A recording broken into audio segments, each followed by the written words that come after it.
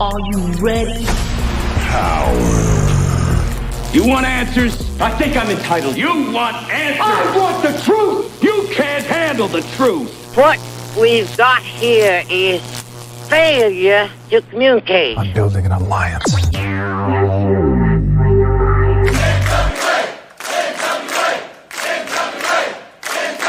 God bless the internet. Okay, let's party. It's showtime. It's time for the Alliance Guys podcast with your hosts Kevin Frazier, Jaden, DKM, and J. Cal. Mi gente, you already know who it is. It's the radioactive pop with Danny Limelight, United Wrestling Network World Heavyweight Champion. And make sure you tune into the Alliance blog every week. You heard it here first. Straight from Poppy.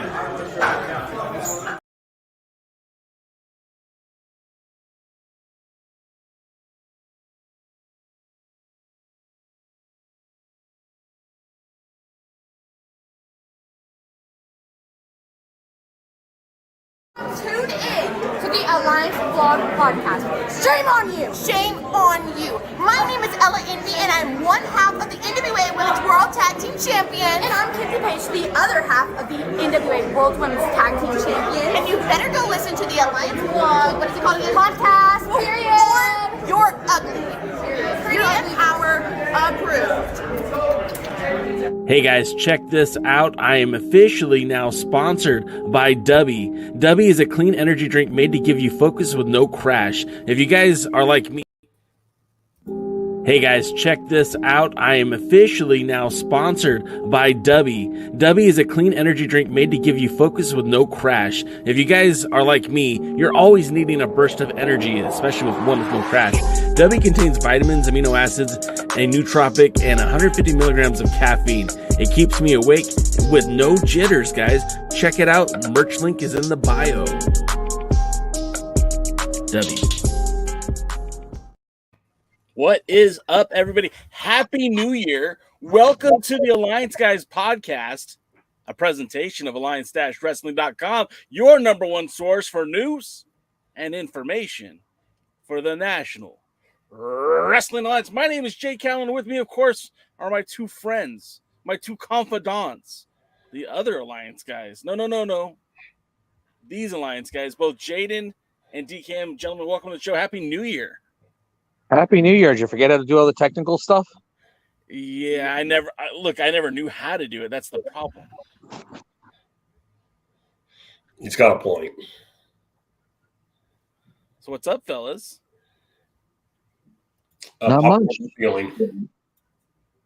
I was going to say the opposite of down, but okay. You guys ready to talk some wrestling? No. I'm ready to talk some sports entertainment. Fair enough. Did you what hear the hell? What the hell's going on, Jay? Did you hear the rumors? Rumors, nothing. What the hell's going on, Jay?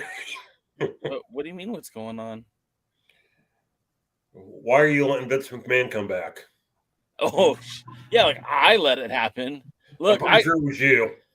Look, I sold my stock when he left because I knew it'd never be as good as it ever was. Just kidding. I sold it like 3 years before.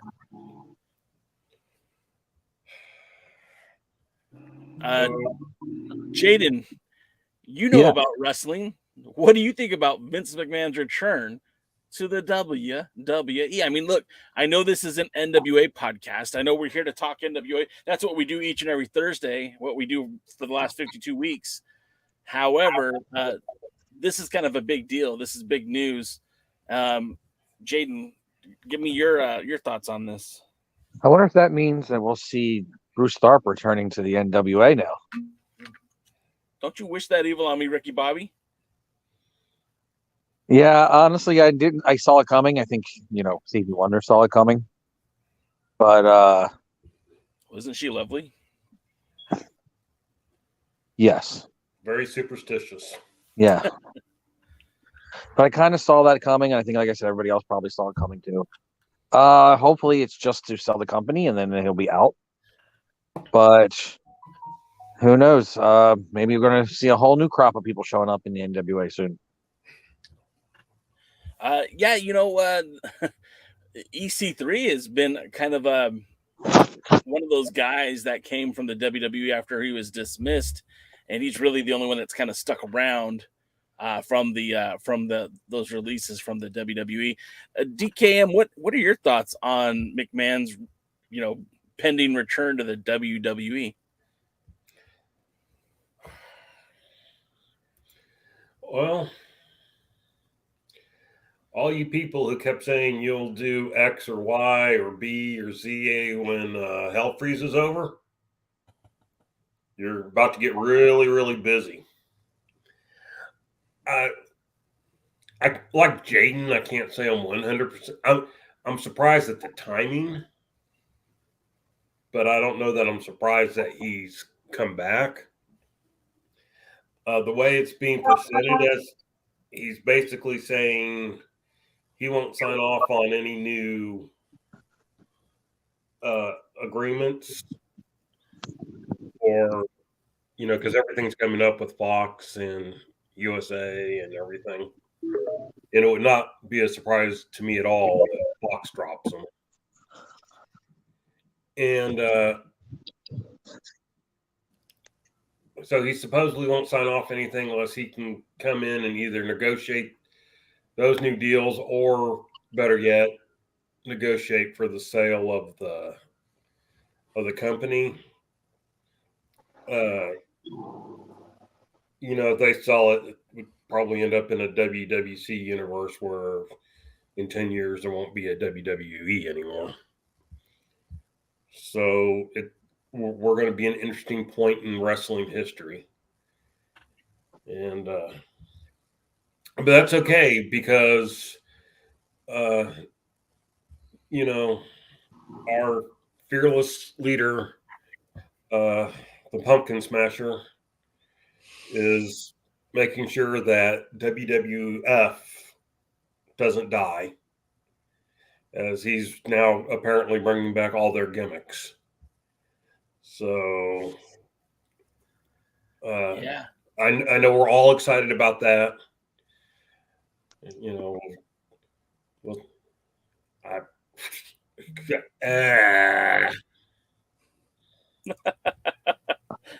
Tell me how you really feel about it. Real quick, I heard some breaking news.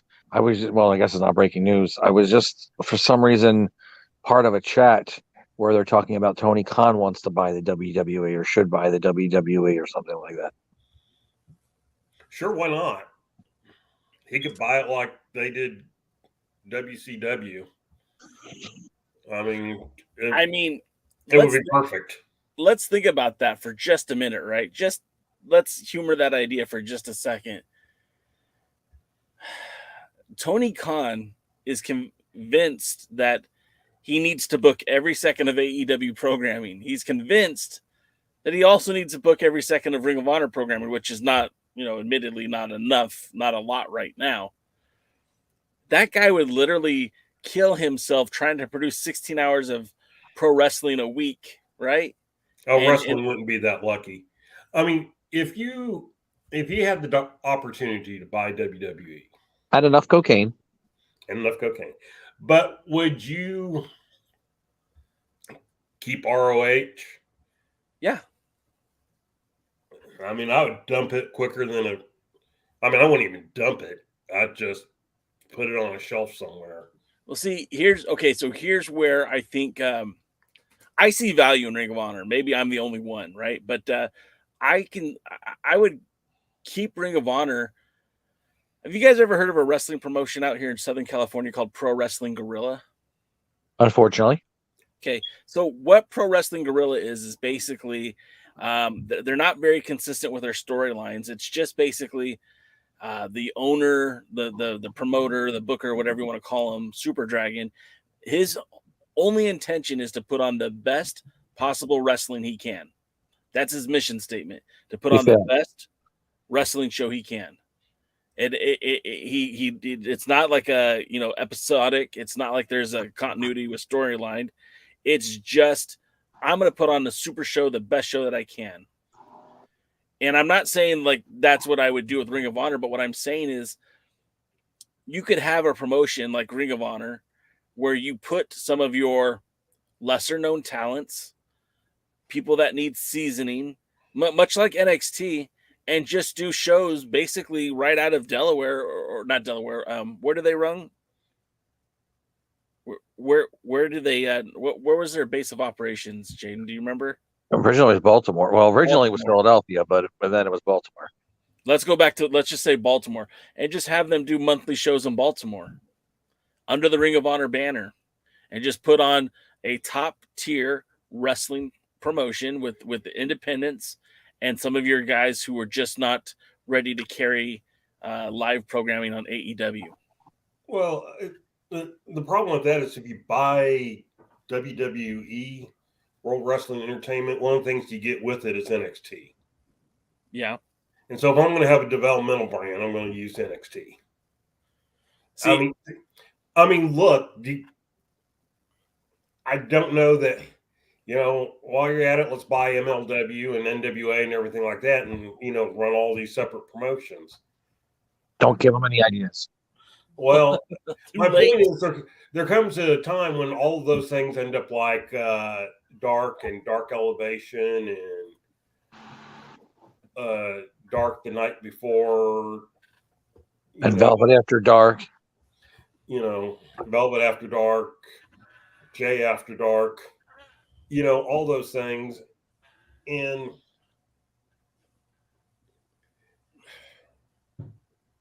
people don't care enough. Again, there's only so many hours.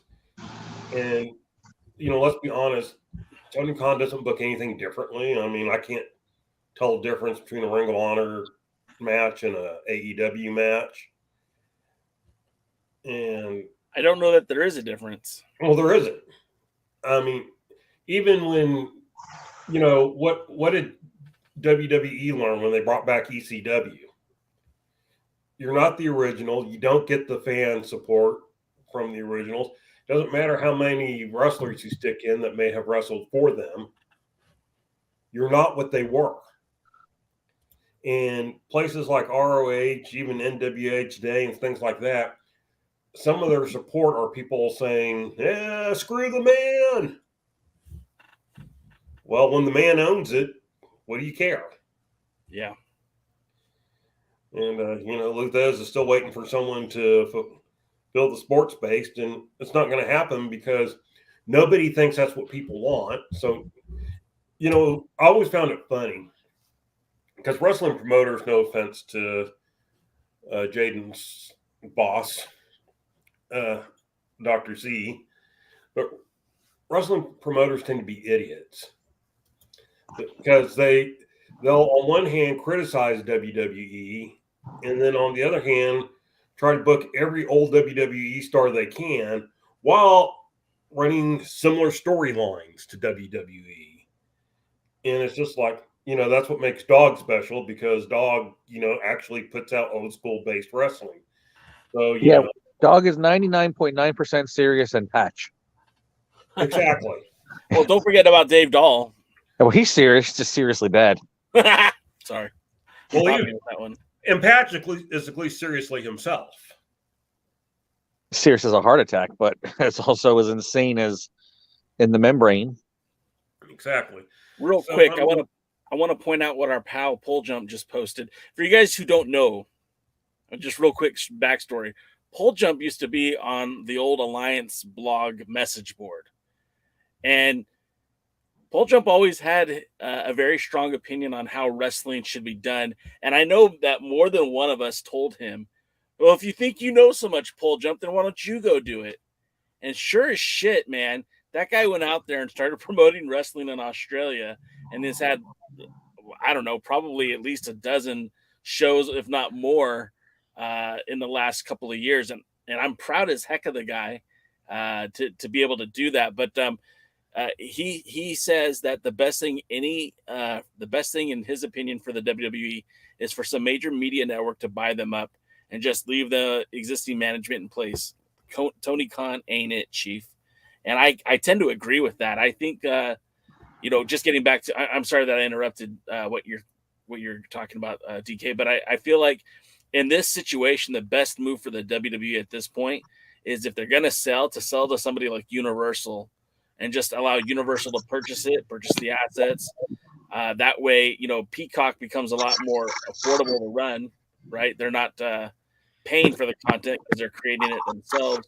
Plus, that gives them programming for USA and any of the Universal television stations that are currently out there. You'd probably get Fox back from or SmackDown back from Fox, and then plug that in somewhere else on the network as well. Well, it's a great idea, but it's never worked that way. I mean, if we're going to look at history, sure. ROH was bought by a big media conglomerate with all these stations, this network. Everybody was so excited. Guess what? They didn't want to put any money in it. It was wrestling. Yeah. It was just content that they wanted to be able to provide their stations. WCW was bought by, Turner Broadcasting. And I think, they kept some of the people and kept bringing back people, but they also kept putting non-wrestling people in charge. AEW's already got a non-wrestling person in charge. NWA has a non-wrestling person in charge. And at some point, they start looking at, and wrestling still doesn't have a good reputation. And, having idiots like Ric Flair running around still trying to wrestle and things like that doesn't help it. And so at some point, you get the concept that, and supposedly Warner Discovery has also interfered with some of the AEW stuff, if you believe the reports. Well, yeah, I mean, I guess we heard that they did not want the Briscoes involved, which is, understandable, but also kind of like odd. Well, it's, they put, what's his name? Jaden, what does Cornette call him? The bank addicted drug robber or whatever. Yeah, Nick Gage.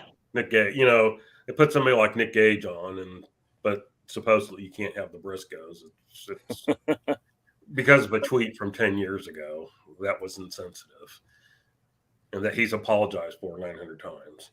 But hey, but the point is, there's some interference from them always, and they don't even own the company.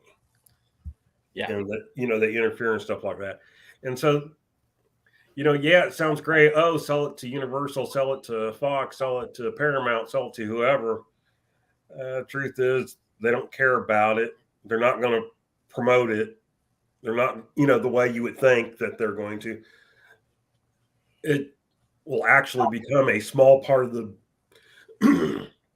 big conglomerates like that. It will actually become a small part of the business. And heaven forbid if it start losing money. Because if it starts losing money, then it'll be boxed up and shelved quickly. Yeah. It'll probably end up like the Muppets did for Disney. I mean, you're not wrong. Yeah, and then Media M5 says, don't forget Disney. People are saying strong rumors of selling to Disney. That's again, all of these are possibilities. Although I'll tell you that, not that I'm on the inside of anything, but Disney, I don't know that the model fits.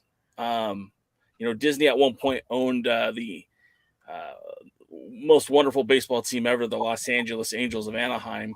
And before that, owned the Mighty Ducks of Anaheim, and opted to sell both teams because it just didn't fit with their demographics, with their model.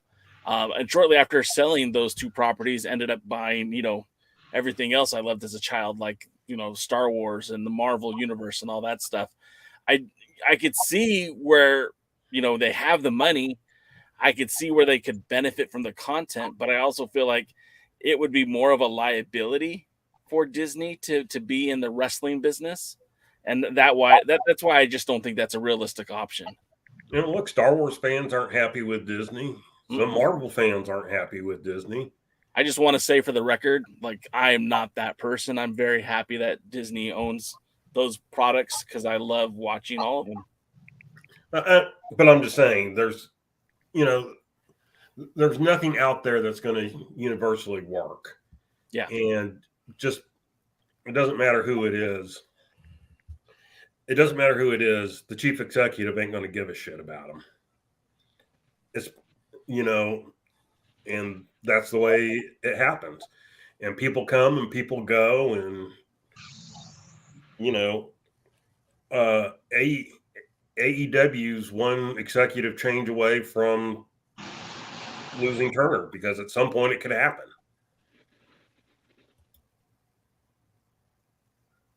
I'm just shaking my head at what Luther said.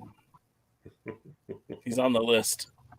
He's on the list. Well, somebody. Hey, Lou, at least I don't do an Angels podcast and ask you to listen to it. I have a dear friend that does a Rangers podcast and asks me to listen to it. And sometimes I do. That's how good of a friend I am. Better than me. I still haven't listened to it. You're a Rangers fan. Well, just again this year. So. All right. Fair enough. I did have some other things I wanted to talk about because I think there's some pretty cool things going on in the world of professional wrestling outside of the WWE. But I guess this is just a hurry up and wait and see type thing, right, Jaden? Like, it's whatever happens isn't going to happen fast. If they sell the company, if they restructure TV deals, like none of that's going to happen quickly, right? Probably not. I mean, TV deals take forever. All the logistics and the paperwork and the legal things you have to deal with, it is not something that's done overnight. So television industry is a very different animal than, say, anything else you're probably used to. It's not like going out and buying 25 buckets at an auction or something like that. There is bureaucracy on top of bureaucracy on top of bureaucracy, and then you have to get the FTC involved. The FTC won't let me be. Oh, it that's is the not. FTC. Yeah. All right. So other news, other things that I want to talk about. I hope you guys will humor me here for a minute because I just wanted to point out a few things again. Now, one of the cool things that I used to really love about this show is that we used to do a ton of interviews. That was actually all we did for a long time. There was just a stretch of interview after interview, and it was actually odd if we didn't have an interview on the show. Now it's kind of a rarity if we do. But we used to talk all the time to talents throughout the country, whether they were from the South or wherever. And your boy Jay is going to be doing that again real soon.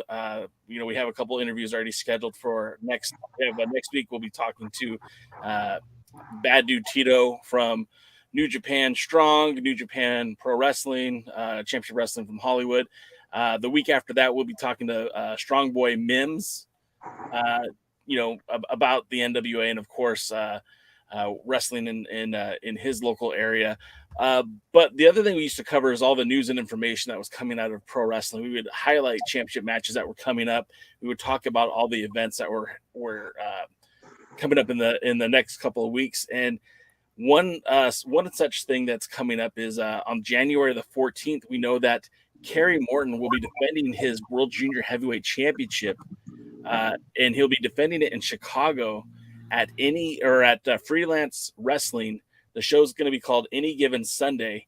Morton will be defending his title against GPA, which I guess is short for Jeffrey Percival Osteri. I hope I said that right. The show is going to be streamed on IWTV, so if you have a subscription, you'll be able to check that out. Like I said, it will be in Chicago with an 8 p.m. bell time. GPA has 13 years of wrestling experience. He really has kind of stayed in those central states, Wisconsin, Illinois, Indiana, Minnesota. He's currently the Zello Pro Champion and has worked enhancement matches with AEW.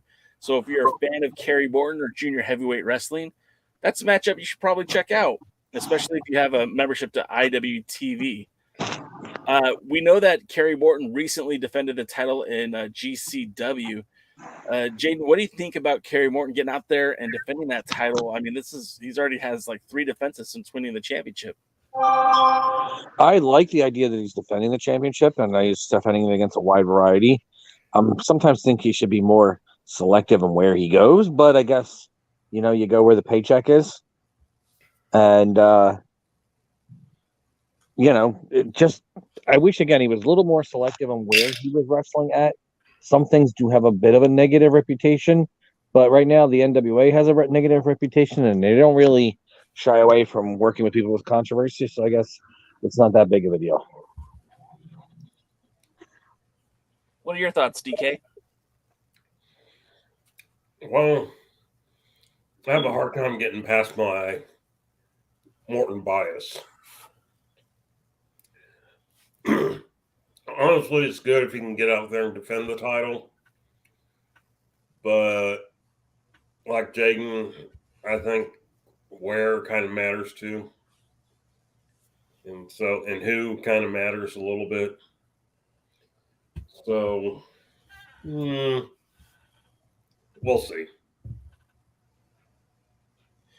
I tend to agree with both of you guys on the sentiment that you need to be more selective on where you're defending it. But I also say this, man, GCW, whether you like it or not, is one of the more popular indies right now. And the fact that, that must have pissed off Jaden because he just bailed.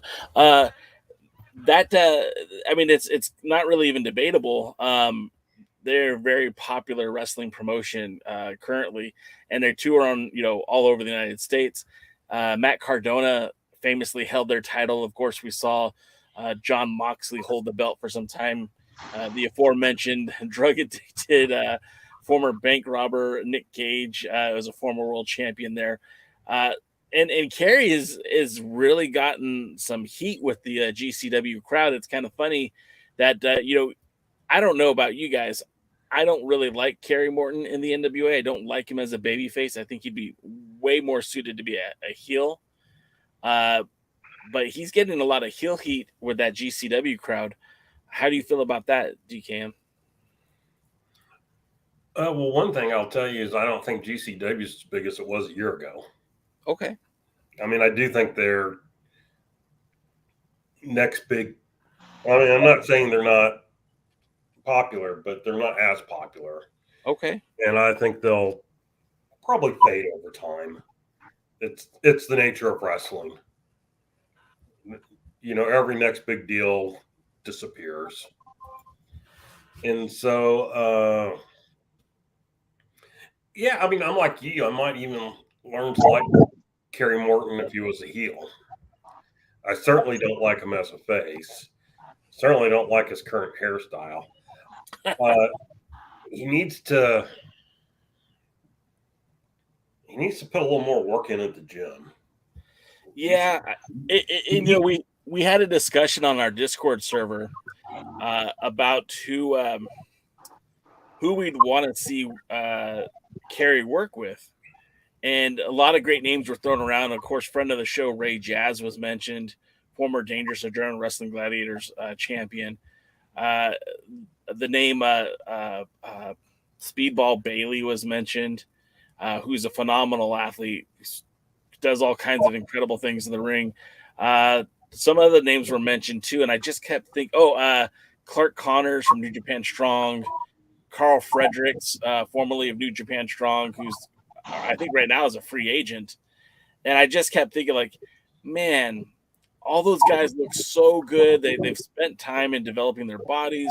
They look physically built. They look like pro wrestlers in that standard definition of pro wrestlers. And then you've got Kerry Morton, who doesn't. It's not even close. And it's almost I don't want to say anything too negative because, like I said, Kerry Morton's a young guy. He's 21 years old. He's still kind of learning the ropes. But you put a Kerry Morton in the ring with Ray Jazz, and you're going to see a huge difference in both ability and look. Do you agree, Jaden? Yeah, but again, we were talking about this. If he wants to be a top superstar, he's got to wrestle consistently against them because steel sharpens steel. If you want to be good, you can train all you want, but actually being in the ring, there's no better teacher. And he's learning a lot, I'm sure, working for the GCWs and the other promotions out there. And when he wrestles against the Chase Owens, who's so popular on Twitter, but he's an incredibly talented wrestler. He may not be fans of everybody that have been part of the Alliance guys, but he is a very talented wrestler. Yeah. Yeah. Not everybody was a big fan of him either, but he's a very, very talented wrestler, and I think that's going to help Kerry Morton improve. I think if he does wrestle a wide variety, Homicide's got to get his rematch. Yeah. If he does wrestle the Speedball Mike Balleys and the Lindsay Dorados and the Ray Jazzes and the variety of wrestlers that could potentially push him to his limit, then we may be talking in a year or so about how much Kerry Morton is the most improved wrestler in the NWA. Well, I mean, he already is. I mean, we voted on that. DKM doesn't agree. That's what the Alliance collection, the entirety, the We Are the Alliance, that was what was voted on Twitter. Well, you can all be wrong. I mean, it's if you want to be. I'm not going to interfere with it. Look, I'm going to be honest. I voted for Kenzie Page, by the way. I'm going to point something that Jaden was talking about. And while I agree with the basis, here's my issue with Kerry Morton. Is I don't know. He doesn't have his dad's skill. I mean, I'm just going to flat out say it. He's not an overly skilled wrestler. I don't know that he really wants any more than what he's currently doing. I don't know that he, and you can put him in with all the good wrestlers that you want to. You're only going to be as good as you can be, as you are over time. I mean, Mike Von Erich was rushed into main event statuses in world class, but he was never going to be the skilled wrestler. And, a lot of people forget he didn't wrestle that long. He only wrestled like 18 months total in his career. But, people who worked with him have said, they go, he did not have his brother's natural talent. And, it didn't matter that he was in there with, Gino Hernandez. Or even, there's a reason they programmed him with Buddy Roberts at first. Because Buddy Roberts was the experienced veteran they wanted him to work with. So they put him in with Buddy Roberts. They put him in with Jake Roberts. They put him in with a lot of top wrestlers, but he was never going to be a top level wrestler. And I don't know that Kerry's ever going to be a top level wrestler. I mean, I might be wrong. There's certainly that thing, but I don't know that you would ever send Kerry anywhere else in the country to any other promotion that wasn't more interested in leaving and having his dad hang out with them and still wrestle at 68, 7, or however old he is. And we'll talk about that on our talk about power. But yeah, I mean, if Kerry's most improved, he just went from really sucks to kind of sucks. It sucks to sucks, bro. Yeah, I mean, that's what that's really all it took. I mean, like I said, I voted for Kenzie Page. I know Luthez did too. That's just how the fans voted. Of course, there's a lot of times where it's like, what have you done for me lately? And Kerry just came off winning the junior heavyweight title. So I think a lot of people were looking at those rose-tinted glasses. But I do agree with what Jaden said. I do believe that steel sharpens steel. I just think that there's people out there who I don't know. I don't know how I want to say it, so I'm not going to. I'm just saying I feel like Kerry has a lot of potential that's unrealized. I think he'd be better suited as a heel. And I also feel like, he's only been wrestling since 2020, like on a regular basis. I think he had his first in-ring match when he was like 14 years old, teaming with his pops, right? But then he had I think his first actual match was in 2019. And, he's still such a young kid. He's only 21. Same thing as Kenzie Page, right? 21 years of age. But I think there's a lot of potential there that hasn't been realized yet.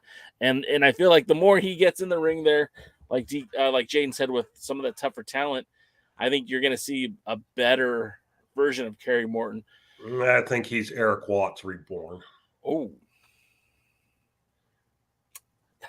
That's look. I mean, I've watched the guy wrestle. Yeah. And he's not impressive. He's openly stated wrestling's not his necessarily dream or whatever. Sure. But we all know why he's champion. Sure. Because of his podcast. I was just joking. He's got that podcast that on the family something or other. Oh, I don't know. But yeah, I mean, look, we know he's dad. We know he's champion because of his dad. We know Billy has a love affair with Ricky. We don't know why. And I mean, I'm sorry. I'm gonna call it like I see it. And I don't. Kerry would be a good mid-card wrestler if you wanted to use him. I don't know that he'll ever be a top-level wrestler. I certainly don't believe he would be a top-level wrestler anywhere outside of the NWA. It's called The Family Business with Kerry Morton.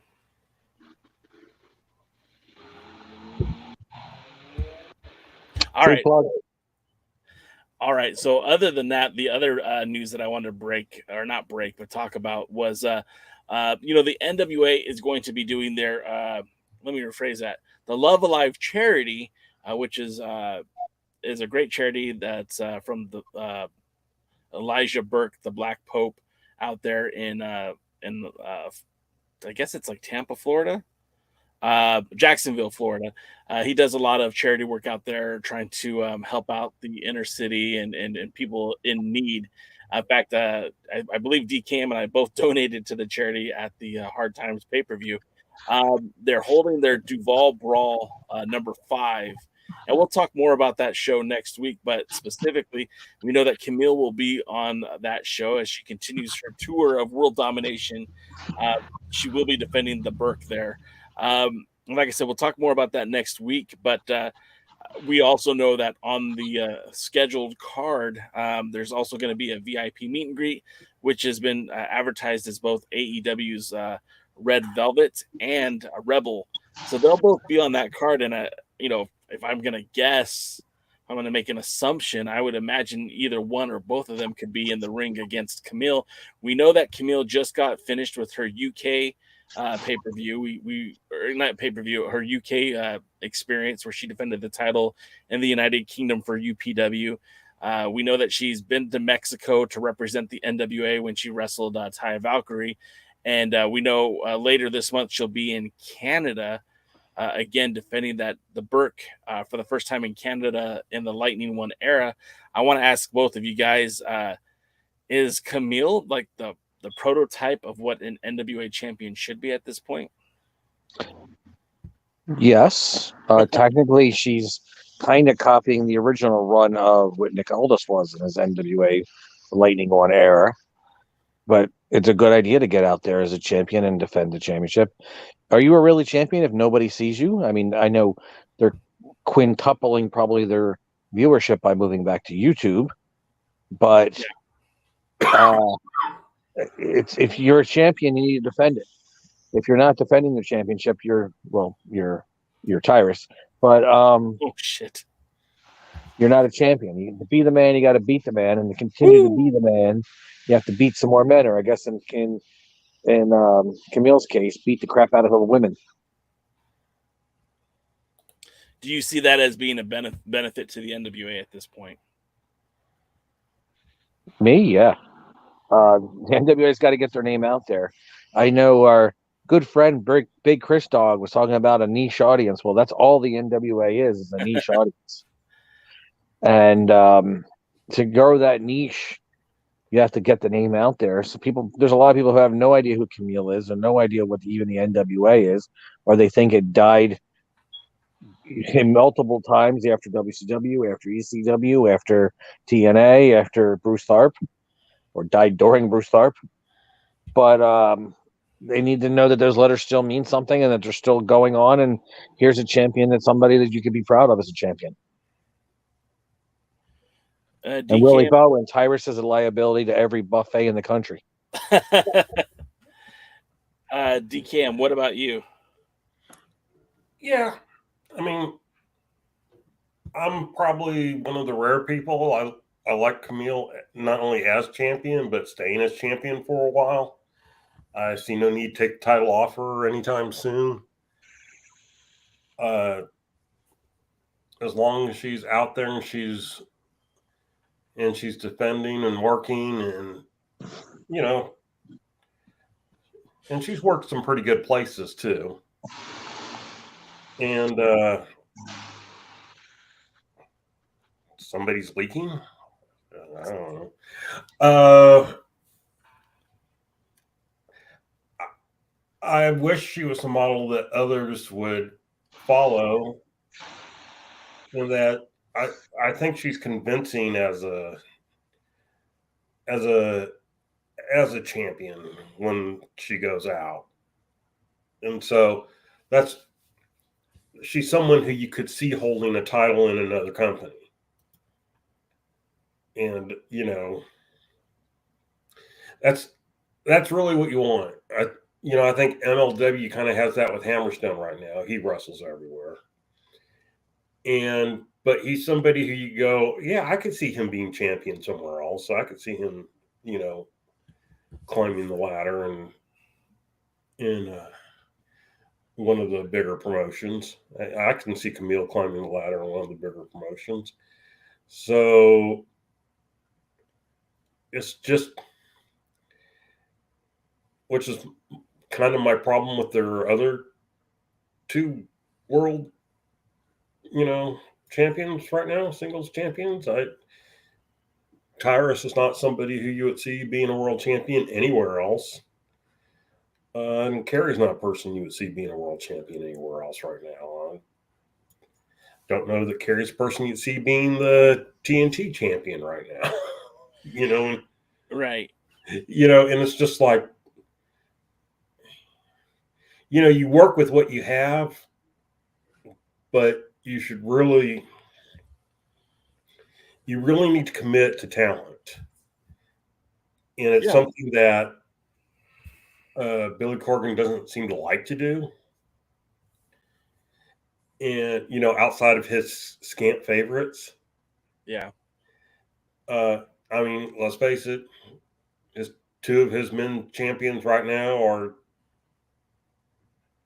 champions because they're Billy guys. Yeah, I mean, let's take into consideration that going back to Kamille anyways, something you said kind of resonated with me, that you could see her being a champion anywhere, or sorry, let me say that again, a champion in another promotion.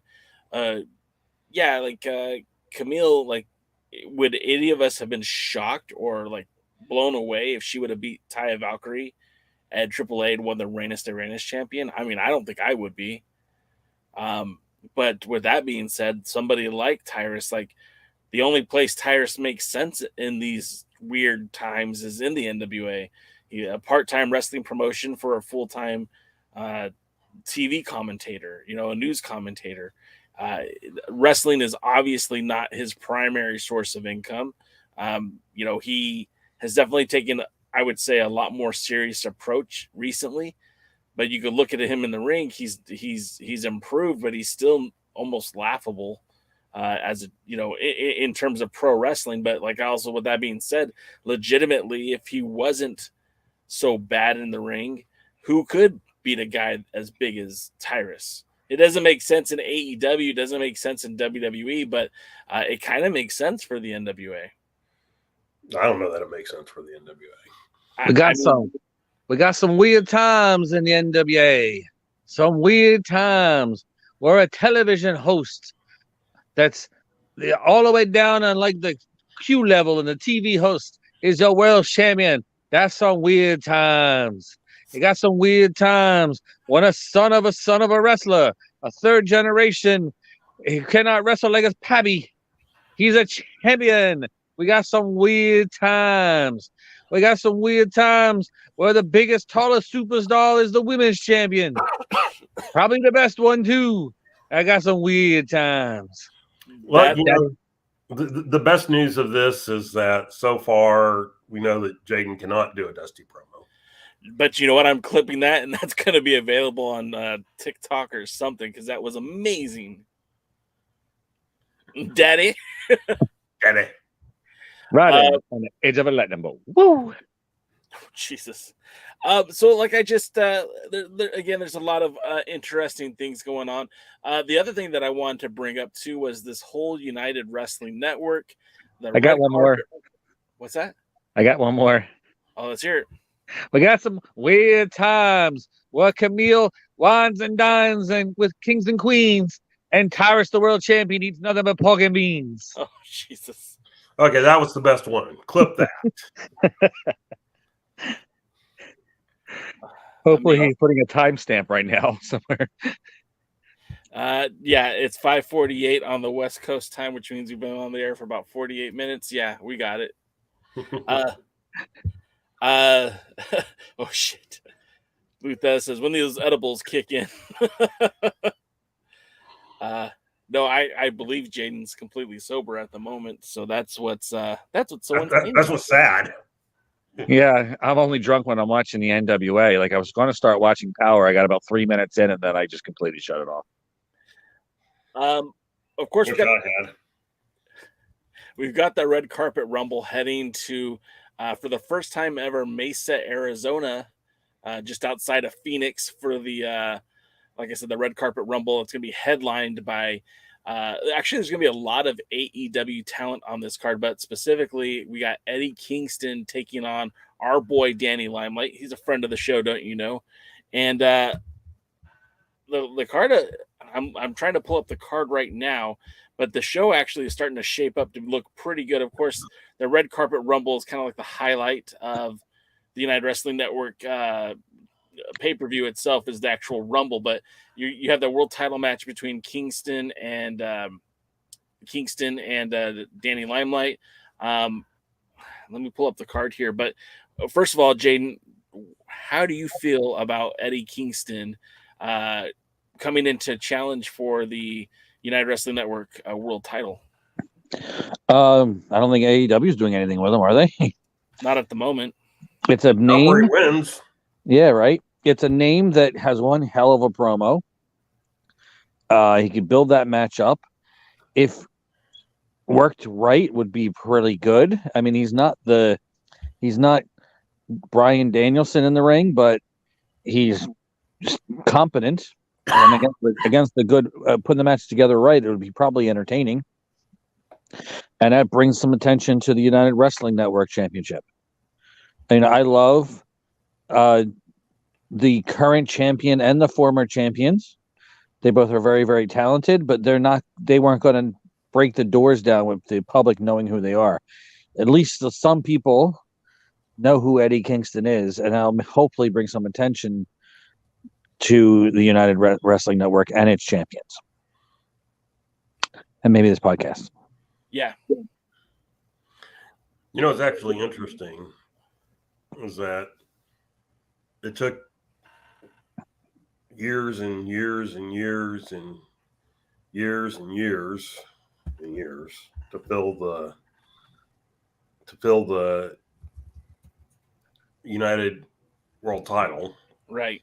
And part of the reason that people would, tell me or try and impress me with their insider knowledge and all that stuff was that they would say, well, Dave wants to find somebody, like a name to put it on. Somebody, because I was always like, I go, why don't they just promote whoever the heritage champion would be at the time or whatever?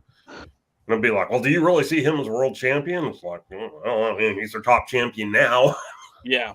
What difference does it make what they call it? And so, Dave wants to put it on Samoa Joe.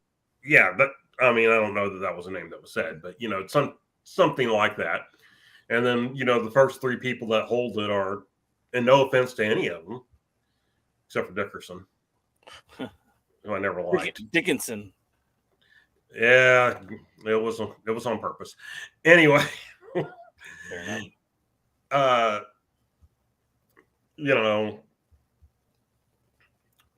these, we were talking about it when he was doing the tournament. I go, I would think you would want to put the name on somebody who's going to get you some press coverage and some recognition. And it was like, well, their first 3 champions have been not necessarily in that category. Yeah. Again, not that I have anything against Jordan Clearwater, who I think is perfect for the TV title in the NWA, or even Danny Limelight, who I always thought would have made a great junior heavyweight champion in the NWA. But yeah, again, if you were going to look out at other promotions, and let's even assume like at this moment, like Ring of Honor was still independent of AEW, then the question would be, would you really see any of them putting the title on these guys? Their title on these guys? MLW, ROH, NWA, Bob's Your Plumber Wrestling. Here's the thing, though. I think what MLW is doing, not MLW, I'm sorry, United Wrestling Network is doing, is they're putting their championship on somebody, at least when it came to Limelight and Clearwater, that may not be something now, but may be something later. I remember quite distinctly that when Ray Jazz won the Dangerous Adrenaline Wrestling Gladiators champion, he wasn't well known in the industry, and he's really starting to make a name for himself now and has wrestled against some of the biggest stars, not just in dog, but in all over the wrestling world. Chance Prophet, when he was the first dog champion, nobody in the Northeast knew who he was, but they sure did by the end, and it catapulted him to the national championship and to be a top potential future world champion. Same thing with Damian Wayne. And, it may not be something now, but they may be something in the future. And the United Wrestling Network can just look back with hindsight and say, look, here's our champion. And now he's wrestling for NXT, and he's wrestling for the NXT championship next week. Yeah, and I don't think there's an issue with that. I mean, I think that's what ROH did. I mean, when you look at ROH and you can sit there and go, well, Tyler Black was our world champion, and he's held several titles as Seth Rollins. Been Universal Champion a couple times. He's been World Champion a couple times. NXT Champion. They've had several of their guys hold NXT titles. Who've gone on and done stuff. Brian Danielson. Yeah. Samoa Joe. There is value in that, and I don't want to take that away. I only find it humorous in the sense of the title was left vacant for so long. And one of the reasons I was given for the title being left vacant for so long was because of the type of champion he was looking for. Who could he have put the title on, though? I mean, there was rumors that he was looking at Davey Boy Smith Jr. right before he got signed back to the WWE. Was Mike Kanellis or Mike Bennett? I mean, was he a potential one at one time? Was he looking at bringing in a Samoa Joe? Who would have been that champion to immediately elevate the UW? Again, we're talking years ago, and I don't remember all the names that were thrown out. Well, I could give you like a dozen of them, right? Like Johnny Moss, who was, I think for a short time, he was part of the United Wrestling, or excuse me, he was part of the NXT UK. He was targeted as one of the guys who were going to put the belt on. I feel like there was a point in time where Claudio Castagnoli's contract was about to be up with the WWE, and he was somebody that they were talking about who slipped through the cracks. They thought that he was going to become a free agent.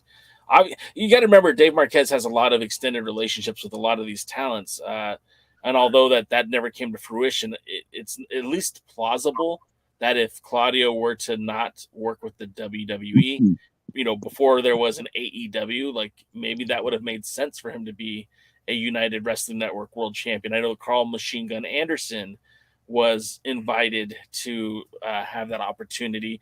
I know Fergal Devitt, aka Finn Balor, was somebody that they had a lot of hopes for. And I even believe that Nakamura was somebody that they had a lot of talk about because his New Japan contract was up, and it wasn't a done deal that he was going to be heading to the WWE when he left New Japan Pro Wrestling. They thought that they might have Nakamura for a short time because you got to remember Dave Marquez also had a relationship with a lot of these guys going back to the Inoki Dojo back in like 2004.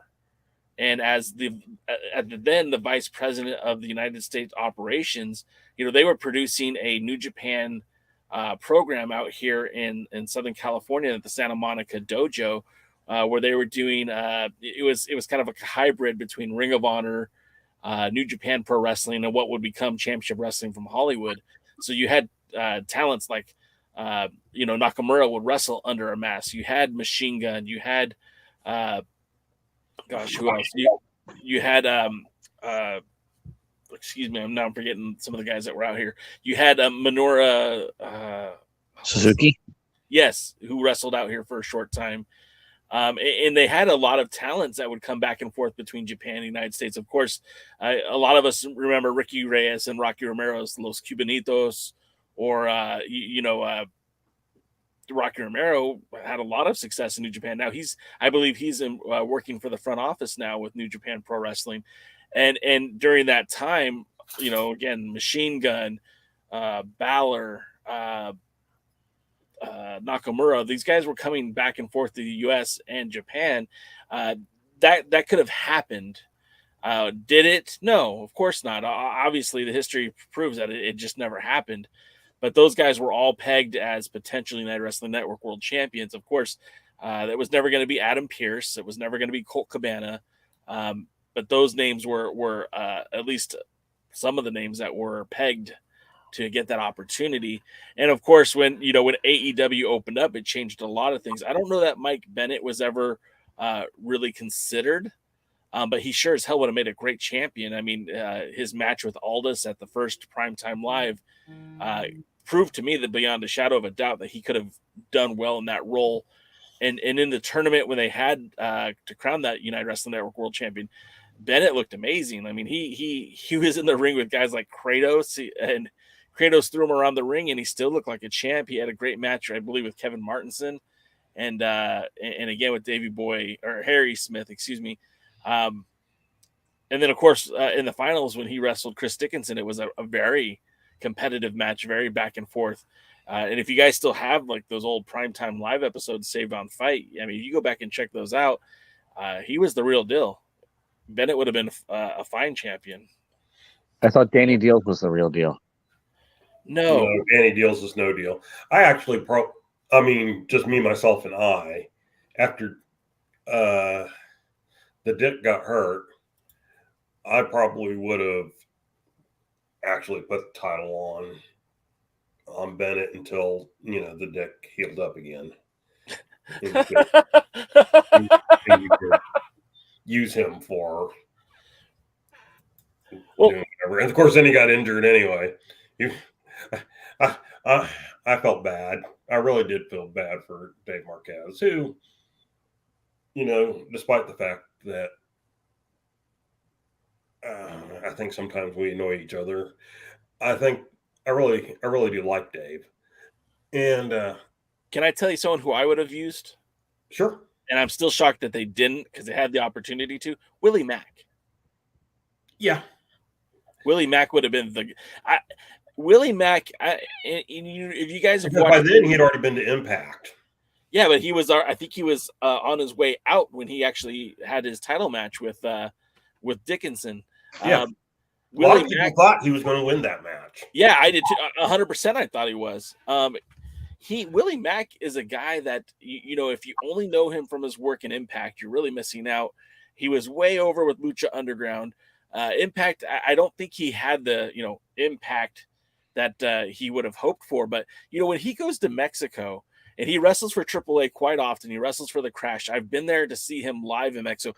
He is so over, and I don't want to talk about race equality in Mexico, but it's not common for a man of African-American descent to be over in Mexico, and he's the fans love him, and it's amazing to see it live, to see the reaction that he gets from the crowd.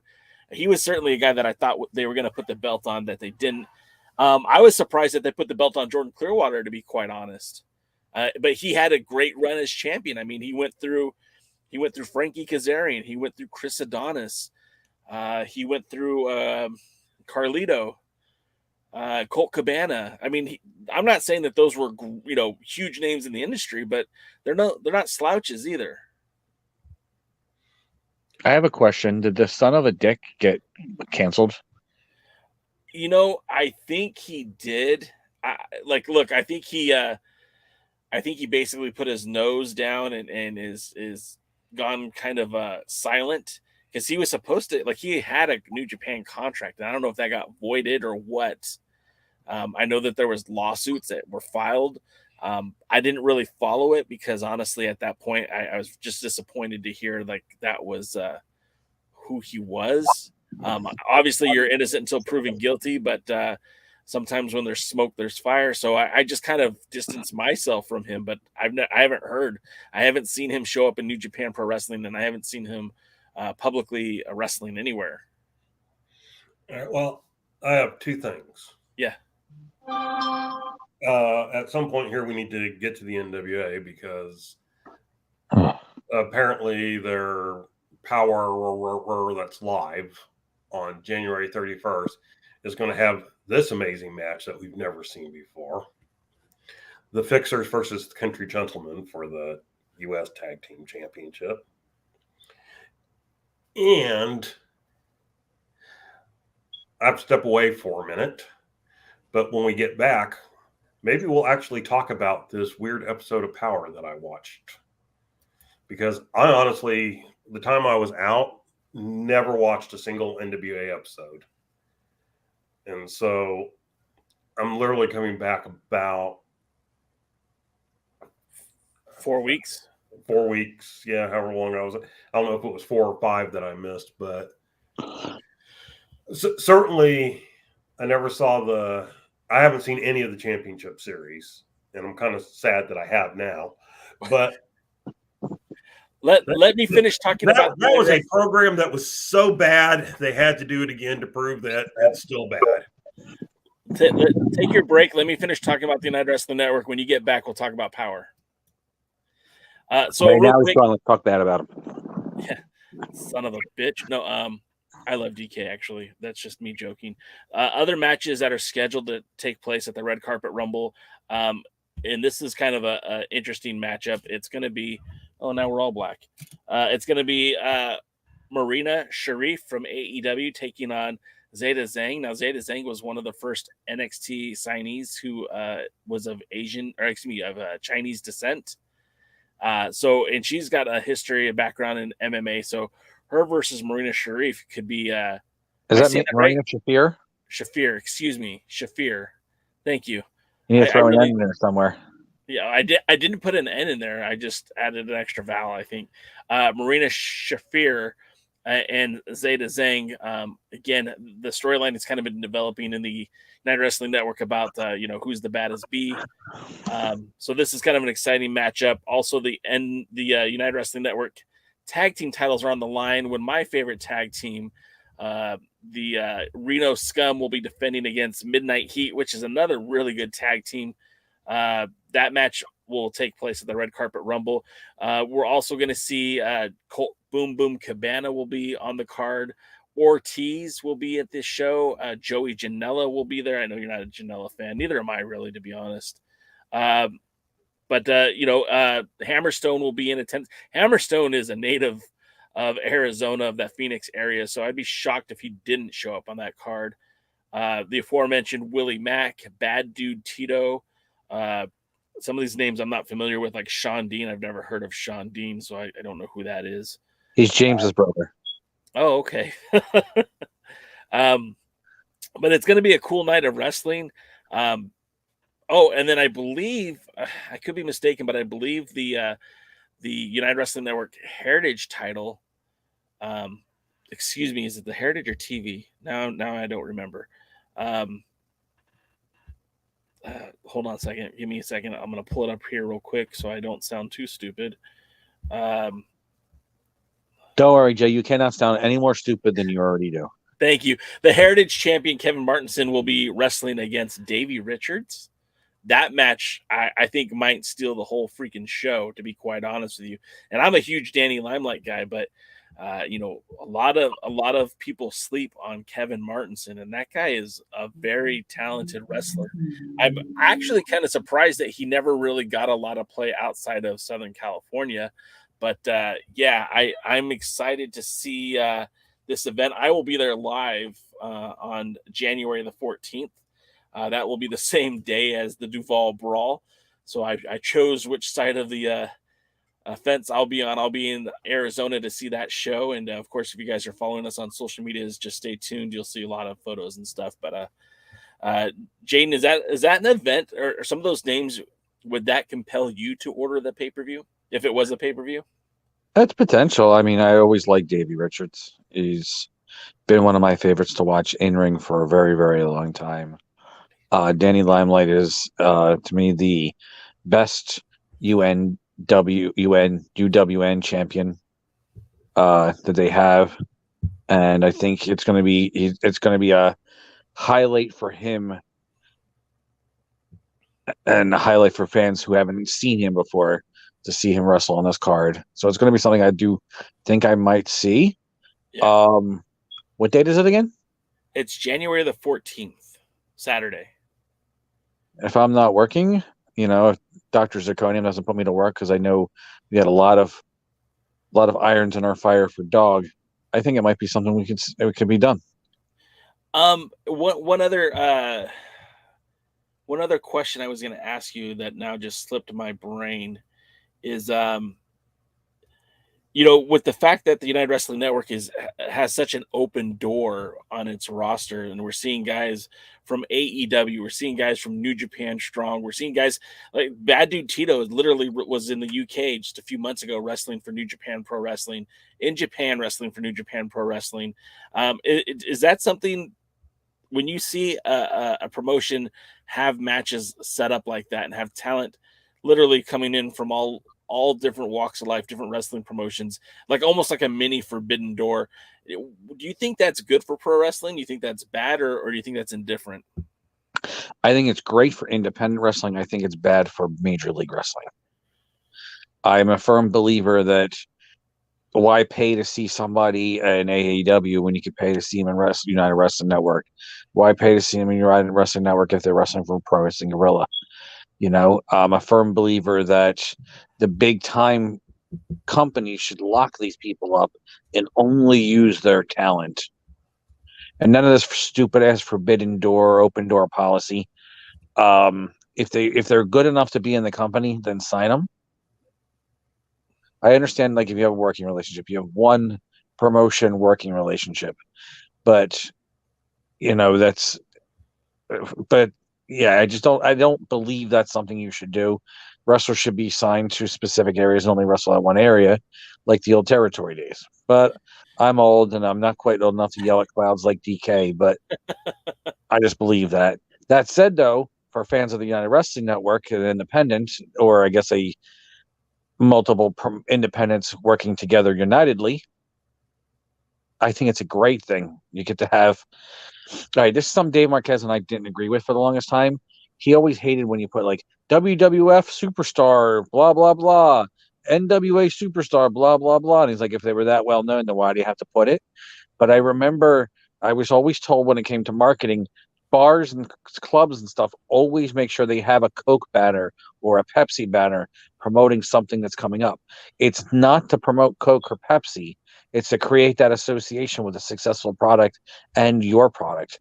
By creating that association with something that has a huge amount of name value, it immediately elevates you into people. Even if it shouldn't, it immediately elevates you in the eyes of people.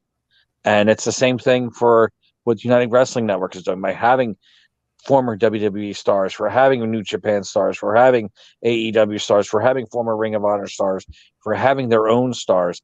It really creates a bit of synergy and raises their level up to maybe not up to the levels of those big companies, but at least raise their level up so people can see that it's something that not just your everyday mom and pop backyard wrestling outlaw promotion.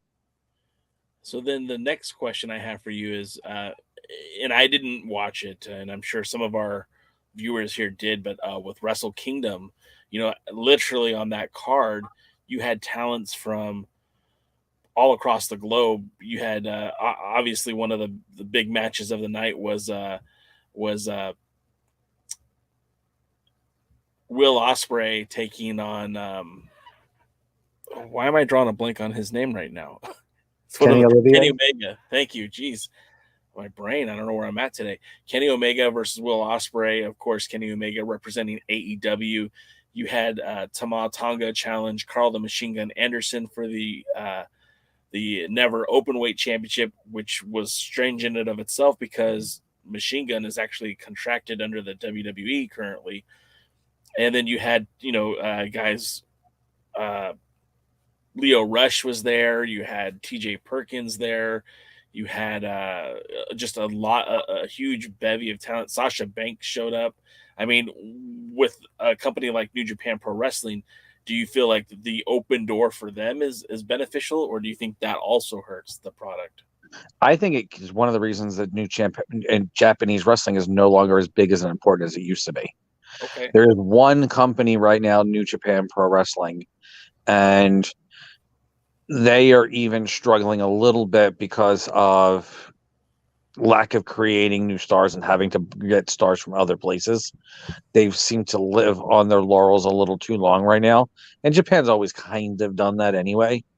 But when All Japan was strong and Noah was strong and New Japan was strong, and you only saw wrestlers wrestling from those promotions, not anywhere else, those promotions were as big and we're all drawing huge crowds, and we were all buying us smart fans were all buying the videotapes, and we couldn't wait to see it. And it was awesome and special, and they were all drawing money. Now there's New Japan Pro Wrestling draw money and a bunch of independents using the same wrestlers all over and over and over again, some of which are currently wrestling for New Japan Pro Wrestling. Again, why pay to see somebody at Noah if you could see them at a much bigger event and at Wrestle Kingdom? Yeah, I mean that makes sense. That makes sense. DK, we were talking about some of the international talent that appeared on the New Japan Wrestle Kingdom card that featured, the likes of the WWE, Carl the Machine Gun Anderson defending the Openweight Championship. Of course, Kenny Omega challenging for the New Japan US Championship, of course, or IWGP US Championship.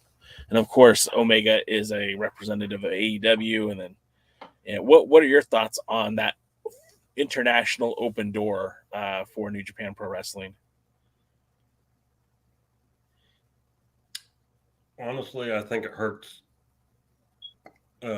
Japanese wrestling because I can already see those people. You just echoed the same thing that Jaden said, so it's kind of funny. You guys are spot on there. Here's the thing, too. Why does New Japan, supposed to be the biggest company, need AEW and WWE to be able to have a big card? Well, I mean, I think with at least with Carl Anderson, I think that was an accounting error. I think somehow they let his contract expire without taking the belt off of him first, what created a bit of the controversy. Remember, he was scheduled to defend that title the same weekend that the AJ Styles, Gallows, and Machine Gun Anderson were supposed to be in Saudi Arabia, and so he ended up obviously following the booking that he was under contract for. I think it was kind of a nice gesture, nice issue of goodwill that the WWE allowed Anderson to go defend that title at Wrestle Kingdom. But to your point, I don't know that they needed that matchup to sell the pay-per-view, but obviously they were counting on Kenny Omega bringing in a lot of fans to that pay-per-view, obviously, because they hyped up that matchup so importantly. Yeah, it's kind of like how WWE's WrestleMania has to rely on people that have retired mostly in the last 30 years to try to draw because they can't make their own stars. again, it's reliance now on outside talent instead of relying on what could be a hot matchup or a well-built program or a well-built wrestler. And yes, I know All Japan's still in business, and I absolutely love All Japan because it's the closest we get to old Japanese wrestling. And I believe most of the All Japan talent is exclusively to All Japan, which is why they don't have as big of a name probably as the other ones do. But All Japan Pro Wrestling is the best wrestling promotion in Japan right now. But that's also like saying you're the nicest guy in prison. Hey, I actually have a question for you, Jaden. Yes. Before we get to the NWA, because, you know, I'm trying to avoid that actually. Somebody pointed out in the conversation or whatever that AEW, as of last night, all their titles are on somebody who basically became bigger stars there in AEW. The world champions on MJF, the TNT titles on Darby Allin, the TBS titles on Jade Cargill, which is just a crying shame that they have not taken that title off of her. It's like Tyrus in the NWA. And the tag team titles are on the Acclaimed. The Atlantic titles on Pockets, which one more title than they need. So all 10 more titles that they need. The trios titles are on the Mexicans at the moment. That's racist. Are they Mexican? I don't remember their names. The Death Triangle. Actually, I don't even think they are. Actually, one's British, isn't he? Yeah, that's what I was gonna say. Pac is British, bro. And he was already a star. Yeah. Who's their women's champ? No, who is it? Jamie Hayter, right? Hayter. Yeah. Other than Pac, everybody else was more established, I guess, in AEW. Yeah. I mean, Death Triangle, you could probably argue that Penta and Phoenix were known to anybody who followed any of the Mexican wrestling circles, which, you know, has fewer followers than the Japanese wrestling circles in the U.S. Odd as that might sound. But that's, you know what, that sounds kind of crazy because as many Spanish speakers that are in this country, I imagine there should be a lot more people watching Lucha Libre.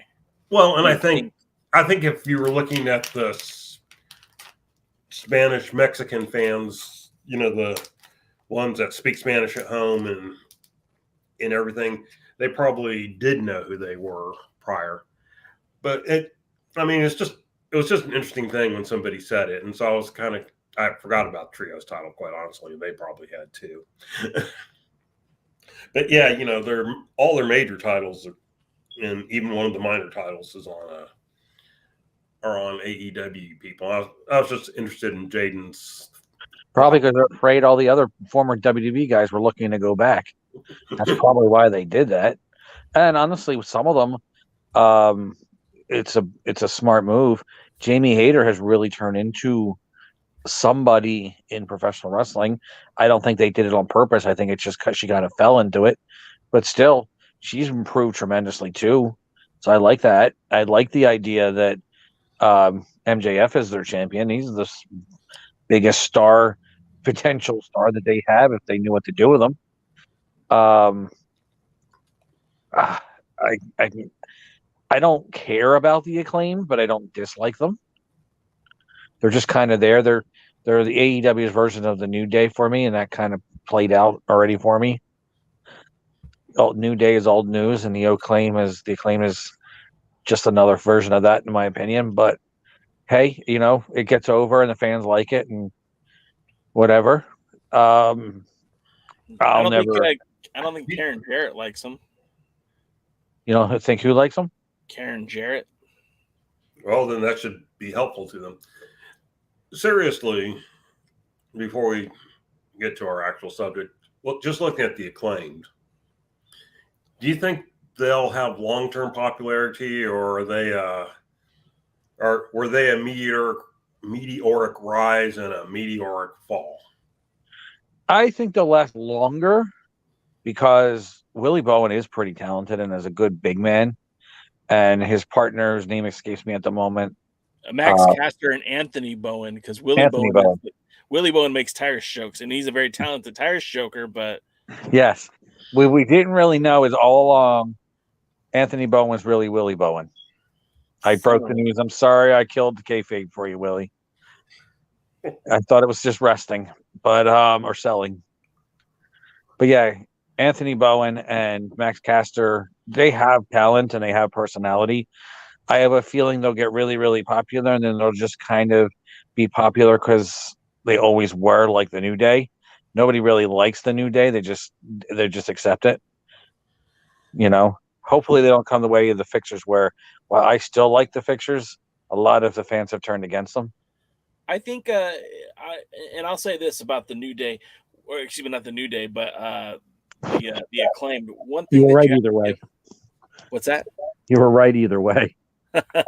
I think one thing you have to give Tony Khan credit for, and I know he doesn't get a lot of credit, but the Acclaimed was kind of like his thing. Like that was one of the first. He made that tag team. They weren't a tag team coming to AEW.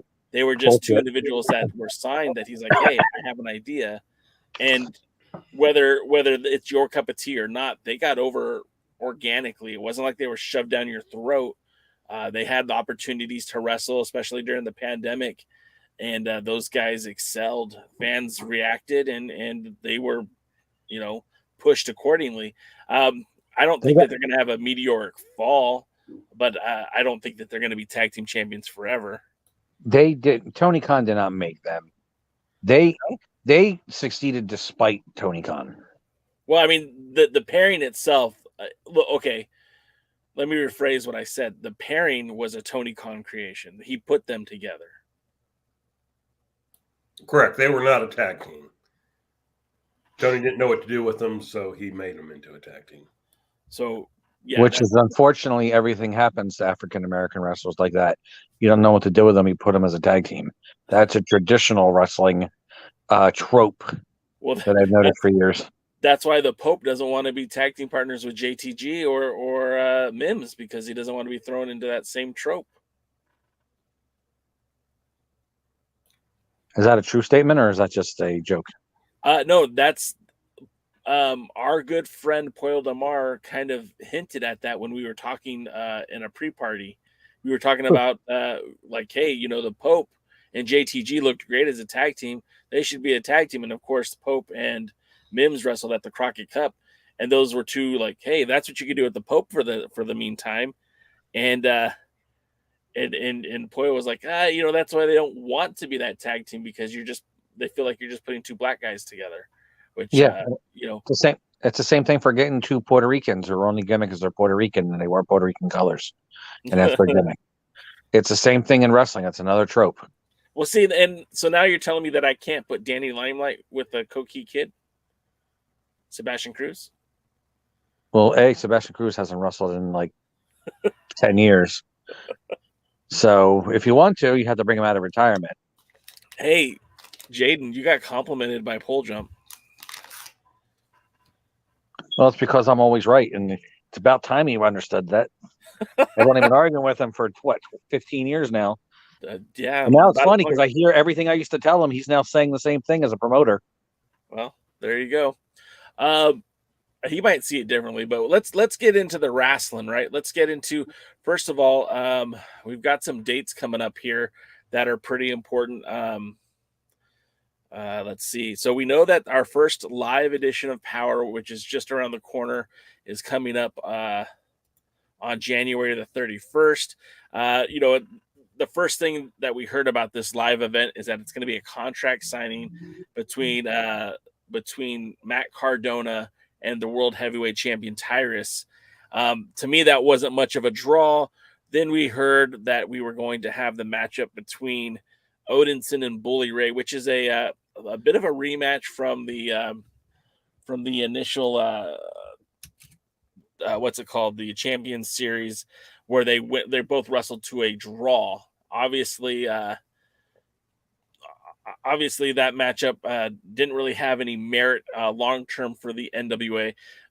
It's kind of weird that they set this match up as a no tables match, considering all matches are supposed to be a no tables match, but I guess with Bully Ray, You kind of just have to take it as it goes. They've announced that Kamille will be in action. Obviously, she'll probably be defending the Burke there at the live event. They recently also announced the debut of Psycho Love, which I have no desire to see anything about this. That's what happens when you order Davy Richards on Wish. That's that. I heard you're not the first person to say that, by the way. And then there's, of course, the announced wedding ceremony that I didn't bother downloading the graphic for. And of course, this was just announced earlier today.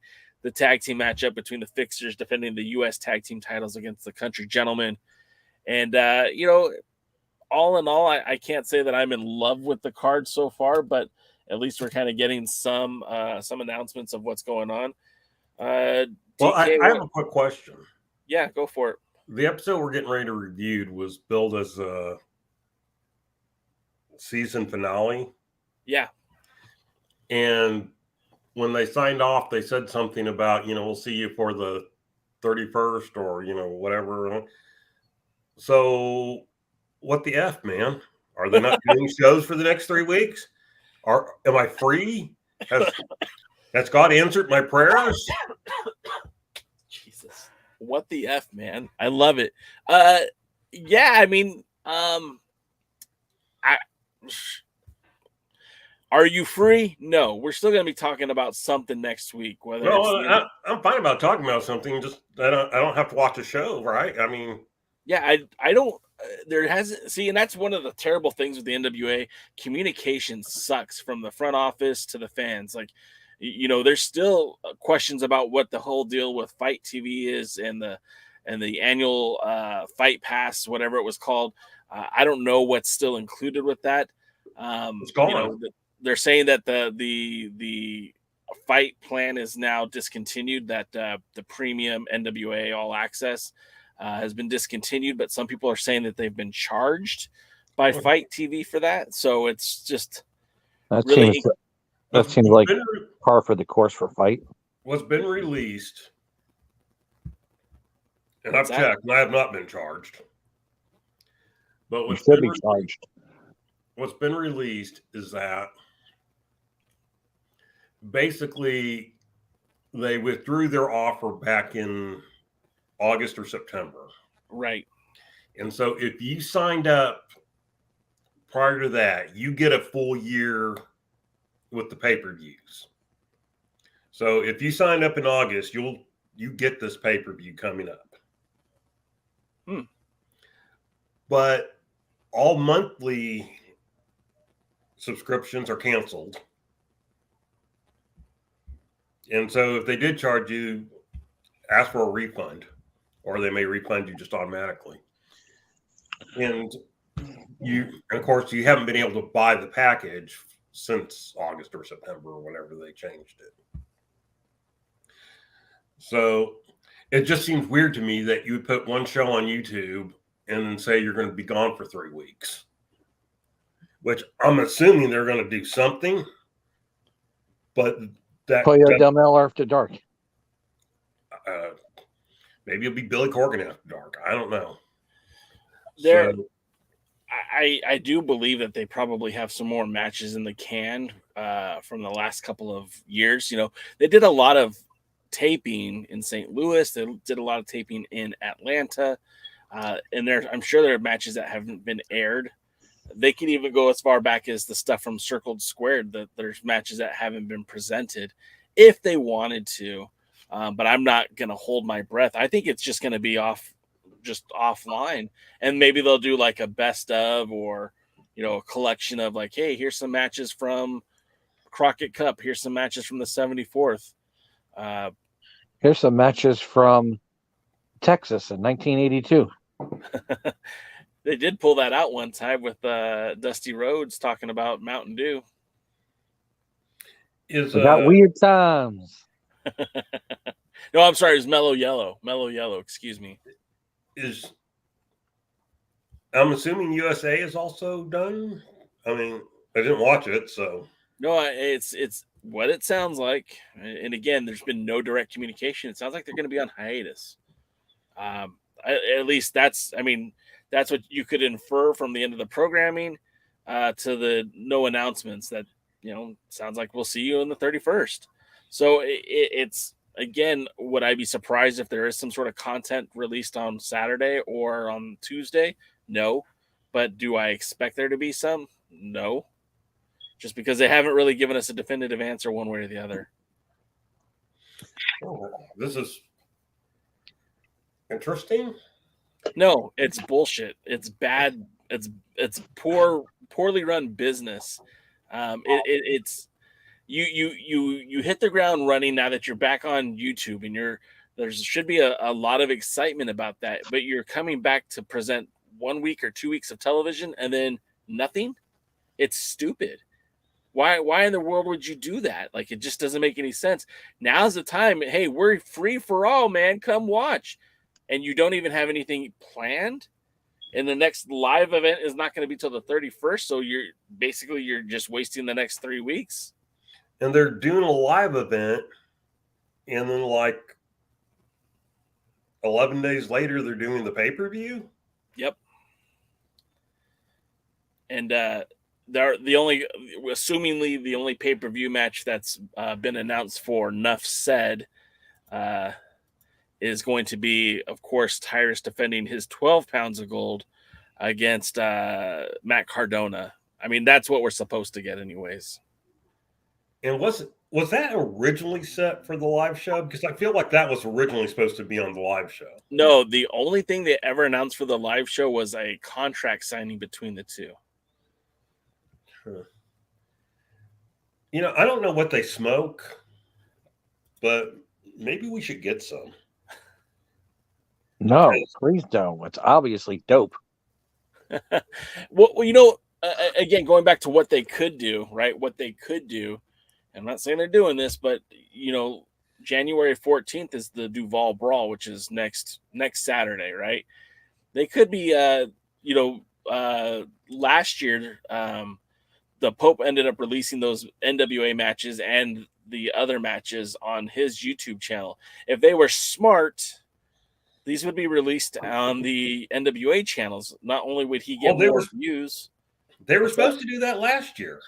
No, it was never supposed to be a part of the NWA. When they first did it, they said that it would be a power trip taping. And then that went away, and then there were like fewer wrestlers involved. But when they first announced it, NWA is going back to Florida. It'll be a power trip. See, maybe I'm misremembering, but like I never saw formal announcements from the NWA, although they had Joe Galli making the announcements, or maybe it was Kyle Davis making the announcements from the Atlanta studios, right? But those didn't ever make it onto Power. Those were being released by the Love Alive charity, and that's what I remember. I don't know. I remember a graphic with it, and whoever put it out. So. But something certainly seemed to change, because even the NWA stopped talking about it. They were talking about it at first, and then they stopped. And so I don't know if there was a dispute or what. And now we know why the Pope never got an opportunity to wrestle Nick Aldis for the 10 pounds of gold. There it is. There it is. He didn't let them get free footage so they could put it on their thing and make money out of it. Makes perfect sense now. Hey, Billy, if you want good wrestling for the next 2 weeks, I'm sure Dr. Zirconium will let you play some of his Dangerous Adrenaline Wrestling Gladiators matches. That way they have a chance to actually for people to see pro wrestling instead of sports entertainment. Yeah, no. And Dave Dahl. I'm on the Pope's page looking to see if I can find anything, and I don't see anything for the Duval Brawl. So that's a wasted endeavor. Anyways, let's get back to the NWA. Of course, like we said, that there are some title matches that are coming up in the next few weeks. But we talked about January the 14th, where Kamille will be defending her title. We know that Kerry Morton will be in Chicago defending his title. And there's some more NWA related content coming in the next few weeks. obviously, we don't know what they're going to be doing next Tuesday. I don't know if there's going to be a program or not, and I haven't seen anything definitive from the NWA. But we do have the results of Power that we can talk about. And see, Jaden just took off. He just said, forget it. Well, I don't want to talk about Power either, but this was your first introduction to the Champion Series, which I think is kind of unfortunate, because I know that from what you were saying earlier, it didn't sound like you enjoyed it much, but I kind of felt like the Champion Series has been a bit of a breath of fresh air. I feel like there might be some interesting storyline coming out of it. I feel like they've done this one way better than they did the first Champion Series. There's still room for improvement, of course. Some of the rules are very, very hokey, but regardless, this is what we have. So without any further ado, let me read what I wrote in my notes here, which Power kicks off with a documentary style camera work with the talking heads backstage. It kind of and I said this on the other Alliance guys in the chat yesterday. It reminded me of like the docudrama series like The Office or like Modern Family, where you had the talking head there. And it just kind of felt like, which prank is going to happen next? Is Jim going to put, Dwight through the table? Yeah, there you go. Thank you. Because my brain just froze. You saved me. Need to drink some Dubby. I have some, but it's all gone. So you don't have any. I had some, is what I meant to say. I never watched on shows. We get EC3, who points out ironically that he is on the Tyrus's team, where Tyrus, EC3 likes to control the narrative, where he says that Tyrus is the narrative, that he is the newsman, which is not really a newsman, he's a news commentator, but nonetheless that it's kind of ironic that he's on that team. Fox isn't really a news channel either. Fair enough. Then we get Tyrus, and his talking head is questioning La Rebellion's decision to challenge against the three heaviest of hitters for the team Tyrus. He called them the Elite, which I didn't think that was a good name for him. Some other guys go by that. Mecha Wolf pontificates that they're going to win the entire thing. Doesn't matter who they put in front of them. Sounds a little braggadocious if you ask me. Colby is excited that La Rebellion drafted Odinson onto their team.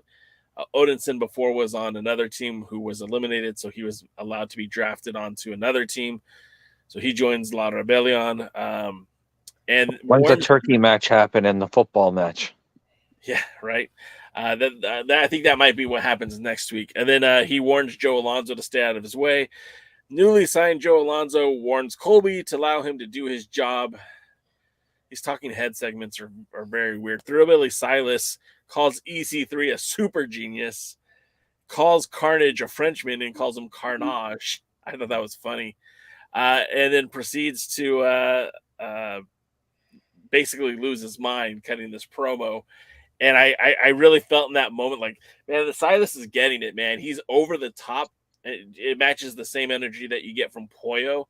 And I think that's really important for a show where so many characters and so many people are going through the motions. You got a guy like Silas who looks like a young Terry Bam Bam Gordy and wrestles like Bam Bam Gordy, but it's just so over the top with the kind of goofiness. I think it's going to make for an interesting character. Well, he's a thrillbilly. What's that? He's a thrillbilly. Yeah. And so that's kind of it for the talking head segment. They get in the ring. You've got Colby in there with Silas, and you can hear Thrillbilly say, "I thought you were a nice guy," which is just, I don't know, man. Just his over the top sense of humor and the way he delivers, it makes me laugh. And I'm kind of surprised he isn't already a bigger star than he is, because he's very invested in the character. And maybe it's him with the volume 11, but it just felt very like, wow, he kind of gets it. He said something about Colby having a Flavor Saver as the mustache, and that was a little risque for the NWA programming, but so it goes. There's a lot of jaw jacking in the beginning, but eventually Throwabilly shoves Colby to the ground. Colby doesn't want anything to do with the Throwabilly, says, "Get that fat guy out of here." Throwabilly tags in Carnage. Carnage does the same thing, just kind of manhandles Colby. Colby then demands that EC3 be tagged in. Now, EC3 is much smaller in terms of size and stature between the other two, but probably in strength-wise, I mean, he's a big guy. He's very muscular, very cut up, and he just manhandles Colby even more. There's a quick tag. Colby tags in Odinson. Odinson and EC3 are sizing each other up. Joe Alonzo does a blind tag to get himself in the match and actually does quite well for himself against EC3 with a series of arm drags. The match itself starts taking off right at this point. Sorry,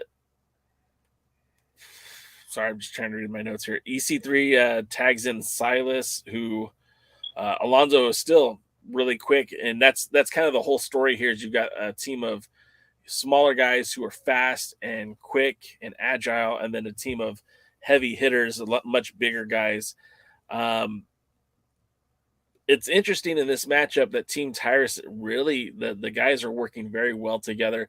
You've got EC3 and Silas, who, I mean, I'm very surprised how well they work together. In fact, at one point, EC3 is kind of stuck in a hold, and he calls for Silas. He literally yells out, "Silas!" And the Throwabilly runs in and connects with that thrill ride with I think it was a 10 rotation thrill ride, and that ends up getting Colby into position where EC3 just puts on a submission hold, has him tap out. I thought that match was fun, but it was a little all over the place.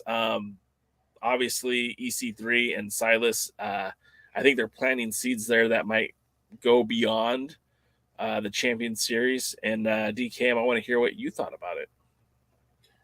All right. Well, first I want to say that I didn't think that this was a bad show.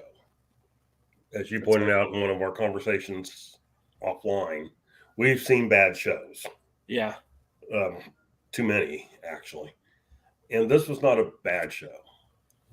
But this was a sloppy show. Uh-oh, battery dead. Jay killed a battery, people. Call 911. Anyway. Well, look, he's back. Now we're actually having to stare him directly in the face. Come on, set it up right. I don't like this look. There we go. So this, just as far as flow-wise, was probably the best match on this show, in that it was probably the least sloppy. But it did have some sloppy moments. I don't like Alonzo. I don't know. Just don't. He hasn't done anything for me. It was, and I guess having missed out on the team challenges, which was, I've made the comment before, it was so bad last time they had to do it again to prove they can still do it, to prove they can still be bad at it. You think that was bad? Hold my beer. Yeah, kind of. Well, let me show you how bad we can be. Hold my White Claw. And so I don't. And this is something you always have to think about when people are coming in and they're going to be a first-time watcher of the show. What are you going to do to make it matter to them? And sadly, this was one of those things where I didn't care about the show. I didn't care about the teams, and I didn't care about the match. I'm just watching it for the sake of watching it. Yeah. And there was nothing in here that made me say, "Oh, this is so good, I want to see it again." I thought Odinson looked better than he's looked recently. And did he do 94 uppercuts? He did like 12. Yeah. He progress. He cut down from 1,000 to 12 or something like that. I'm still a fan of Carino's porn stash.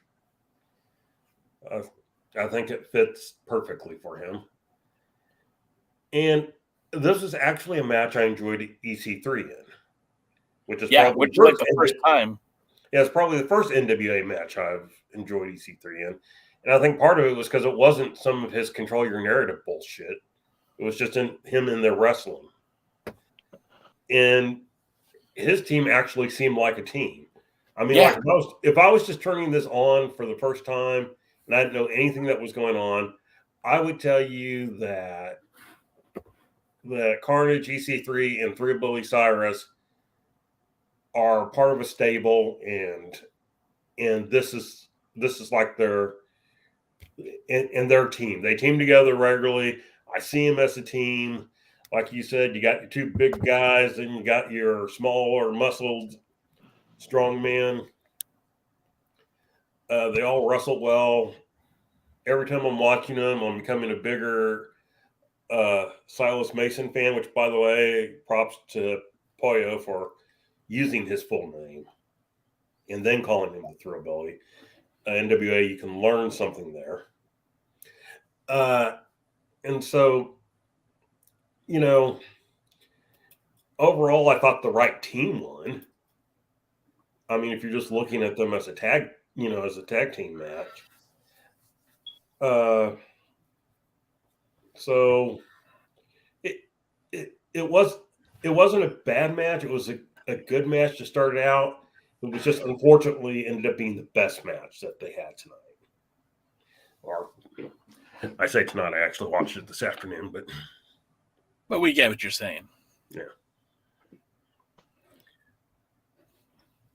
One good thing about this show is we didn't have all those interview things. But I was a little surprised that did they not have an audience for this show? No, the entire show, the entire taping was done with just the wrestlers. They didn't even sell tickets. It was not open to the public, and they used the wrestlers obviously in the stands and the seats to kind of give it that feel. And when you look in that crowd, and Tim from the other Alliance guys was talking about this, there was a lot of you look in the crowd and you start people watching, and you'll see people talking to each other that maybe normally wouldn't, or you wouldn't suspect them talking to each other. They did a close up on La Rosa Negra, and she was yelling at somebody. You look over and you've got like Jack Stane, shooting the breeze with La Rebellion, and it was just a very weird dichotomy when you look at the audience, and it's again not atypical of what you would think of the NWA locker room, but there it is. I mean, that's real life. They're just in there talking. At one point I saw Kerry Morton yawn, and he's just I'm like, yeah, me too, Kerry, me too. So what was the next match that happened? The next match was okay. So anyways, that was because they got the submission that gave 6 points to team Tyrus, that tied up the score 8-8. So then we go in the back again. It's another documentary style backstage. You've got La Rosa Negra. And earlier in the Champion Series, she was actually injured by Taya. They didn't show the entire match. I think maybe they just forgot to record it, or the camera died or something. But they didn't finish the rest of the match. They said that Taya intentionally injured La Rosa Negra, and she had to be rushed to the hospital. So she was disqualified and had to forfeit 3 points. And so now when you get this documentary style backstage scene, you got La Rosa Negra saying she isn't there to be rushed to the hospital, that she's stronger than that, and that she will prove that she belongs. And then you got Taya Valkyrie very sinisterly laughing at the whole situation. And Taya is very complimentary about Angelina Love, calls her a Canadian icon, but then reminds the viewers that she too is a Canadian icon. They bring in Velvet Sky, which she starts trying to break down the match, but just ends up kind of ruining it by saying that Taya is great, but Love is a legend, and that she's rooting for her. Of course, that's unbiased journalism right there for you. Love says she loves a challenge, but she's a bit on edge because of what Taya did to La Rosa Negra. And so she's going to be, with her head on straight, apparently. And then we get Taya backstage with May. And we didn't really get a lot of backstage interviews earlier in the Champion Series. So this was kind of unique. And basically, you're not really sure what you're getting with Taya Valkyrie. She looks like she's she's smiling like a baby face, but she sounds like a heel. And she just said she's she wasn't really sorry about hurting La Rosa Negra. Or I guess she apologized for it, but it sounded very insincere. The match starts off and Taya is quick to start beating on Love. And I mean, it's fast paced. She takes her down, starts going to that mounted positions, just punching away. Then she puts her in a submission hold. And when Taya has her in this, like, her legs are wrapped up, she's got her kind of like in a, I don't even know what to call that hold, but just has her wrapped up like a pretzel. And Taya just has this shit-eating grin on her face. Like, she's just enjoying punishing Angelina Love. And I thought that was really, really good in terms of, like, telling the story without actually saying anything. You just had that look on her face like, okay, Taya's kind of flipped the switch here. Well, she's not that happy-go-lucky female wrestler anymore. Now she's kind of more sinister. The Wera Loca, if you will. Angelina Love just keeps taking a lot of punishment. Eventually, she's able to get out and puts Taya in her own submission hold, and she leaves the hold on. The referee counts to 5. She doesn't break the hold. And this is where the rules get a little wonky, DKM, because if you get disqualified in the Champion Series, you lose 1 point if it's the term that they used is a light foul. But then if it's an extreme foul, that changes the outcome of the match. You lose 3 points. So by Angelina Love holding onto that hold for 5 seconds, they disqualified her and awarded a point to Taya. I don't like these rules. Why'd they wrestle again? Because again, this is the point system doesn't make a whole lot of sense, but because it was a light foul, they're allowed to continue the match.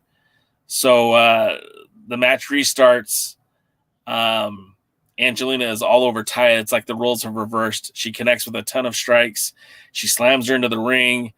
But it isn't long before Taya starts dominating again and connects with a pair of double knees into the corner, literally just assaults her with her bottom in the corner. Kind of that Velvet After Dark type stuff. Taya gets the victory. Taya earns 5 points for her pinfall victory and an additional point because of this disqualification. So in total, Team Rock and Roll gets 6 points, and Team Great is at 5 points. What did you think of this match? Well, honestly, I didn't fully understand it. I was trying to figure out if it was a 2 out of 3 falls match or what happened. Why was there, why did we go again? I don't know if commentary really explained it because honestly, it was on, but I have tuned them out. And so I didn't hear an explanation.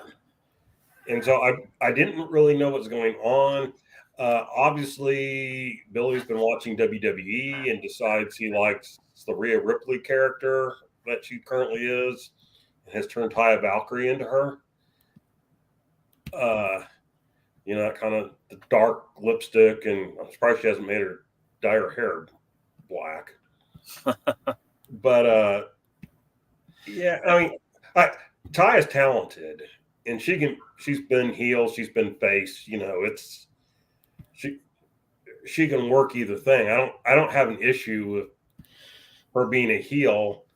It's not really explained why. It's again, a modern wrestling trope is we just change people as we need them to be changed. And so we don't believe in faces and heels, but we will change people from face to heel without necessarily having any reason for it. And,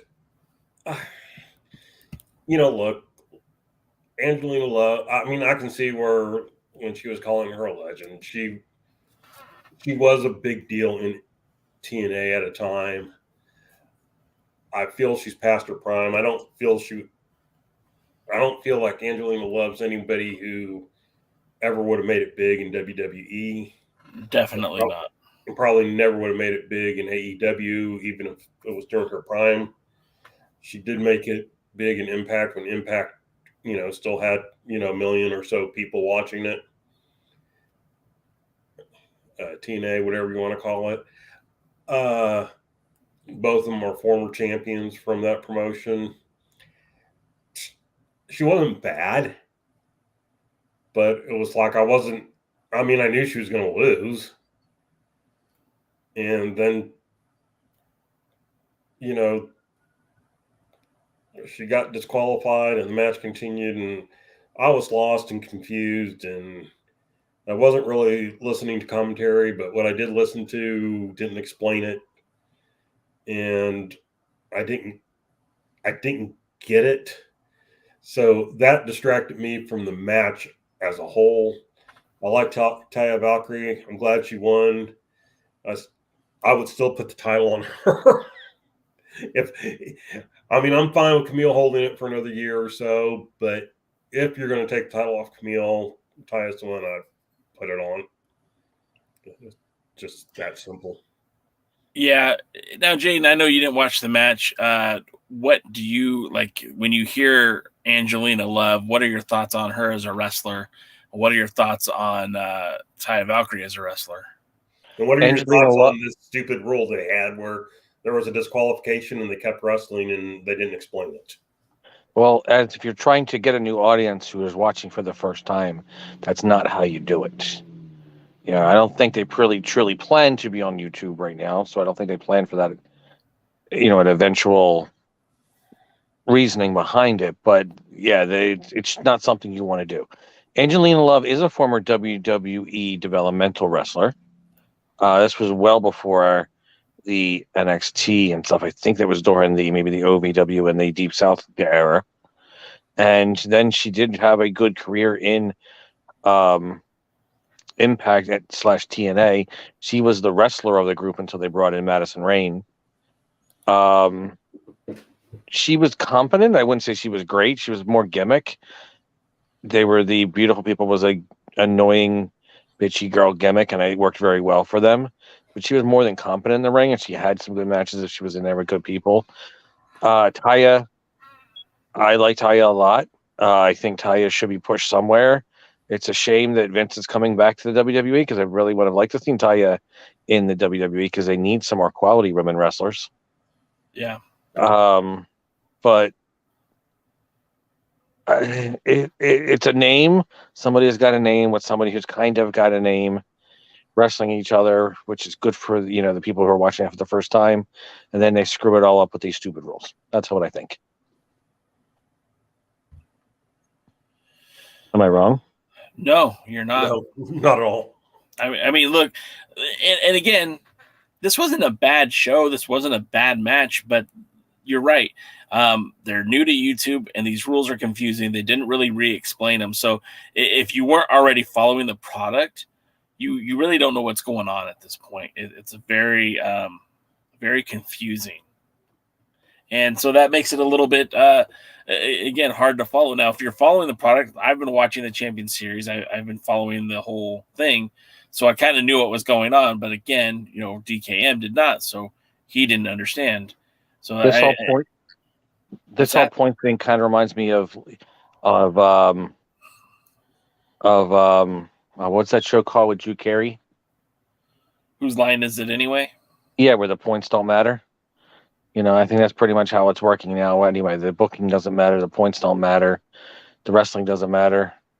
The action doesn't matter. The show doesn't matter.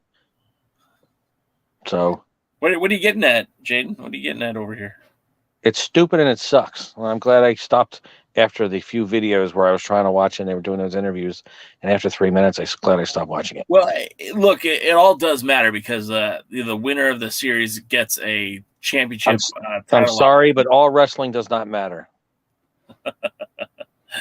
Oh, okay. I'm going to get canceled for that, but all wrestling does not matter. Okay, well, anyways, that brings us to the next segment, which is more. This is a, Now this is where the show takes a turn for me. I can't support this. I can't give you any positive things about this. You get our pal Luthez agrees with you, Jaden. Apparently, drawing fans doesn't matter either. Or viewership, or eyeballs, or making money. You know, good wrestling matters. That's the only thing that matters. Good wrestling matters. Next up, we get Aaron Stevens in the back with May, and he speaks a lot of gibberish. Some jive, I guess. I don't know. I don't understand really what he's trying to say. He's talking about Carnage is going to win the Champion Series. Makes it sound, and again, maybe this wasn't explained properly, but it sounds like that maybe only one person is going to win the title opportunity. The way that they at least how Aaron Stevens said that Carnage was going to win the champion's opportunity. It seemed like it was supposed to be a team effort. So maybe that changed. I don't know. Again, it wasn't really explained. No, I interpret it as, and he didn't care about the others. Yeah, that's fair. Okay, then that makes sense. As it kind of keeps going forward with the promo, May gets kind of sad face, and she calls out Stevens for not going to Brazil with her. Steven awkwardly apologizes and then says she deserves better, and then awkwardly proposes to her. Dude didn't even get on a knee. Come on, man. What kind of shit is that? He's a wrestler. He's got bad knees. Oh, that's okay. That's a fair point. I didn't think about that. But so Steven awkwardly proposes to May, and it's set that they're going to get married at the live episode on January the 31st. Flowers, she can plan the whole thing, I think Steven said. DK, your thoughts? Okay, first let's talk about these talking head segments.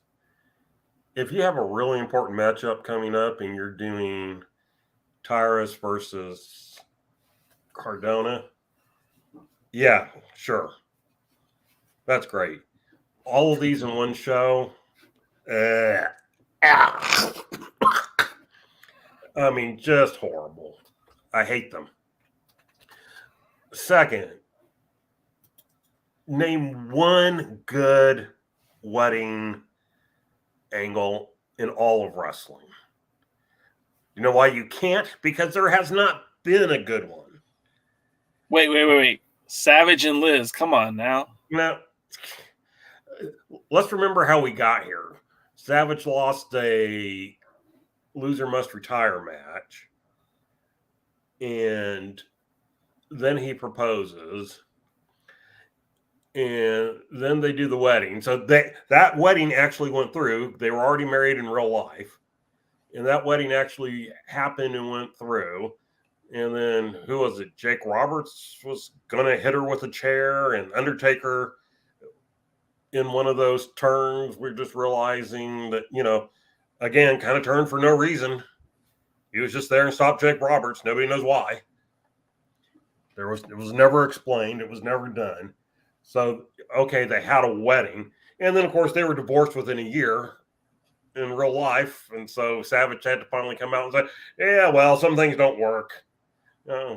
What? Locking your wife in the locker room to keep guys away from her? Man, she didn't like that. Oh, yeah. Gee, why did she have an affair on him? Anyway. But at least Hulk Hogan got a black eye over the whole damn thing. It reeks of 80s WWF, which there's no reason to do it. At least when Johnny Carson had Tiny Tim marry on his show, it was a real wedding.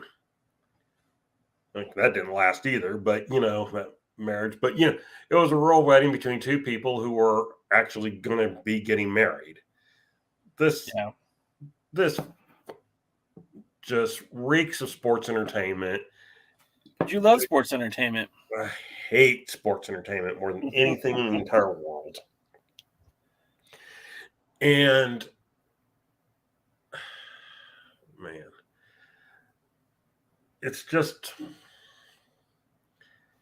it's stupid. Again, this goes back to what Billy thinks is going to get the casual fan, even though it's never worked for any promotion, is doing what WWE does. Well, they're the ones that again, WWE fans not going to come watch NWA. They already have a wrestling show to watch. And it's the big famous one. And they put out, what did I say? They put out 3, 5, 7 hours a week of wrestling. Yeah. And they all have lives outside of wrestling. So, come on. You're not going to get those fans based on that. You have to go find the lapsed fan. And if I have to listen to this one podcast tell me one more time how AEW is the real sports-based wrestling thing, I'm going to fly out to England and paint their studio purple and put pink polka dots all over it. You can paint my studio purple. So that's kind of a euphemism for things I can't say on YouTube. So anyway, by the way, who wants to go to London in around May 6th? Anybody? Anybody? Hey, are you ready to go to New Jersey on March something? Depends on where this project at work is at. All right. Because we might be going live or we might not be going live. Well, that's that's got to be very comforting. Dodie says Billy actually hears the demand that the NWA should cater to casual fans. I know the man who always bragging about casual, this casual, that. Yeah, you do hear Billy say that a lot, and I want to know, where is he getting this information from? Is this stuff that he's because he's a rock god, he thinks he is also a professional wrestling god and could just, oh yeah, this is what makes sense? Or is he got information out there that's actually saying, hey, the fans really would like you to do this? I know he's got a whole research team. He's got a whole social media team that's out there, and they look at numbers. They look at like what's moving the needle. So it's like, what's going on? Hey, I have a question for you. Yeah. Did the Smashing Pumpkins ever cater to the casual music fan? No.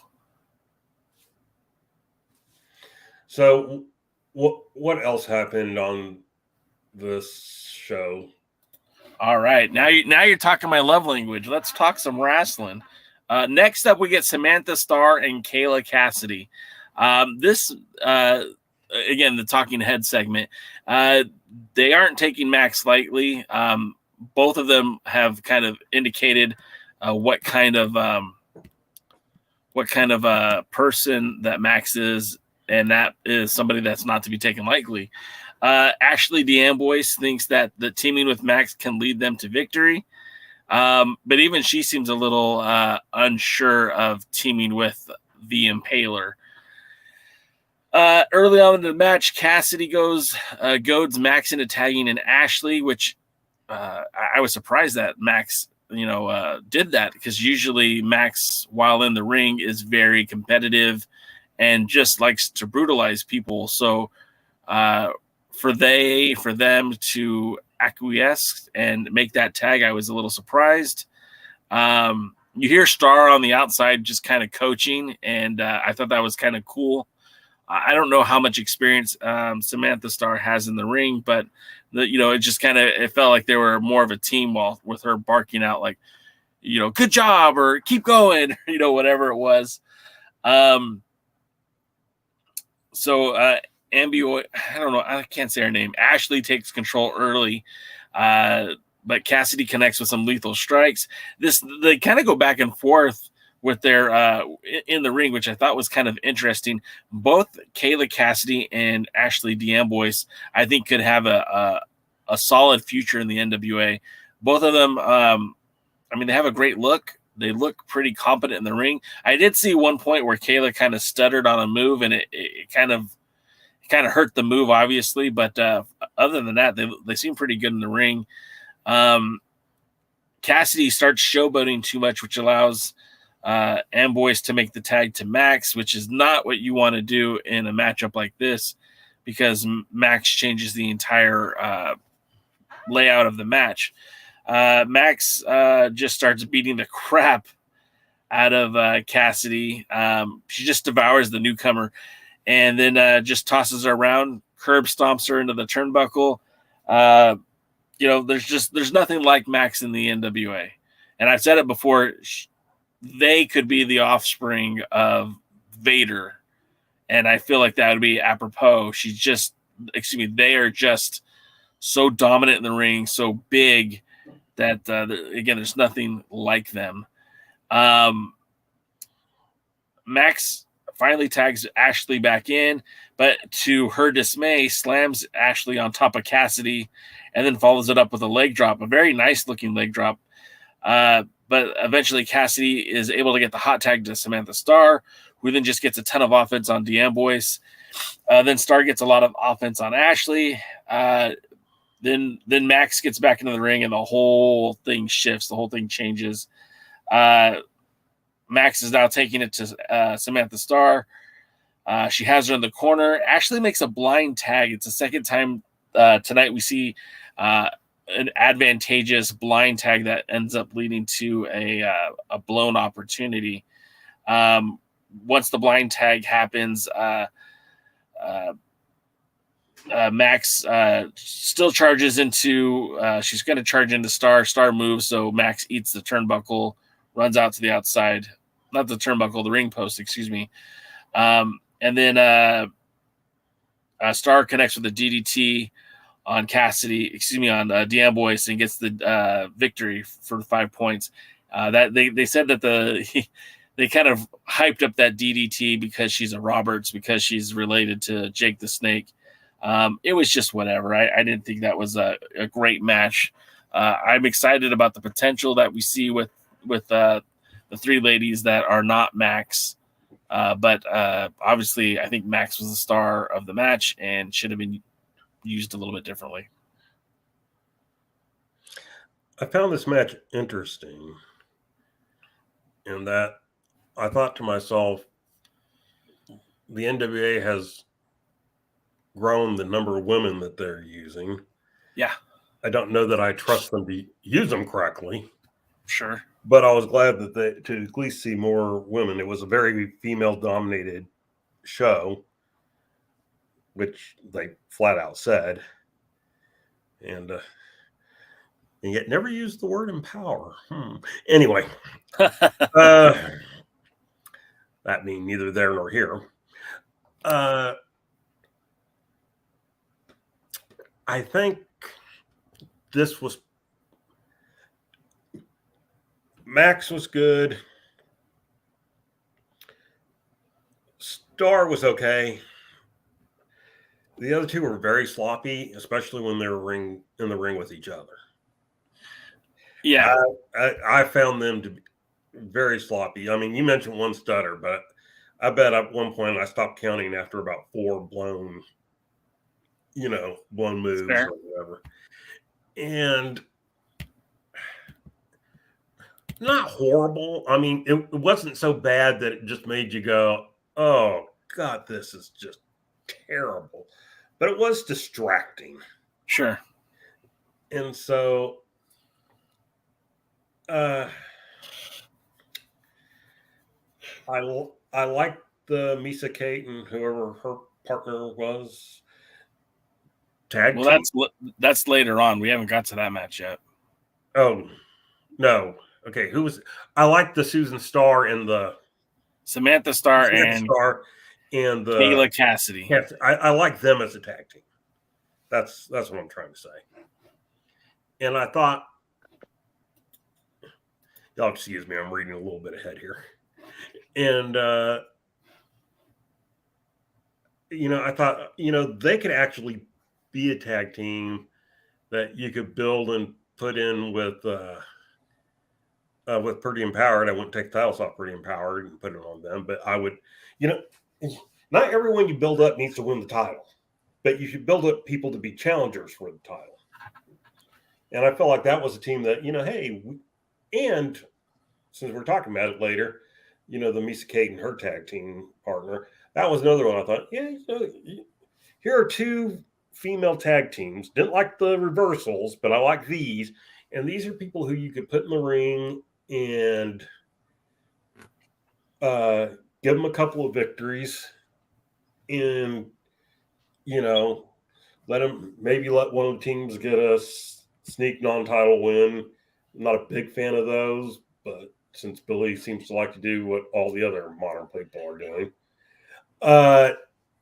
something that sit there and go, okay, now we have something to where we could have an interesting match for the tag team championship. Yeah.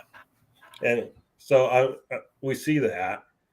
Again, this wasn't a bad show. This wasn't a bad match, but it was sloppy. This might have been the worst match of the night, and it was. And it wasn't even that bad. It wasn't a bad match. It just wasn't a good match. Right. If that makes sense. Right. I mean, I didn't hate it. No.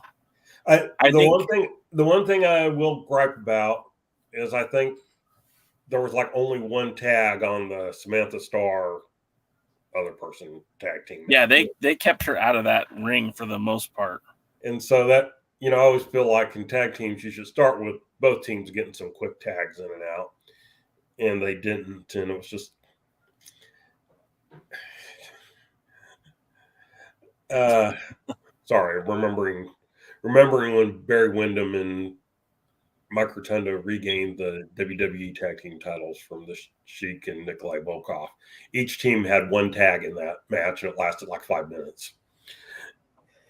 But anyhow, that's how old I am, people. Anyhow, yeah, it was probably the worst match on the show, but it wasn't one that made me just, throw things at the TV or anything. It's just like, those girls, ladies, whatever, need to be in the ring with some veterans for a while and step up what they can do. When you get two, you never put two green people in the ring with each other. And I don't know how long either one of them was pro wrestling, but like, Jim Cornette says, green isn't necessarily defined by how long you've been wrestling. It's how you wrestle. Yeah. That seems fair. And it's, both of them looked green and both of them were very sloppy when they were in the ring with each other. So real quick, I'm looking up Ashley D'Ambrose, who has 1 year of in-ring experience. Yeah, that's what it looked like. And Kayla Cassidy's been around for 3 years. But it looks like she has one ring up.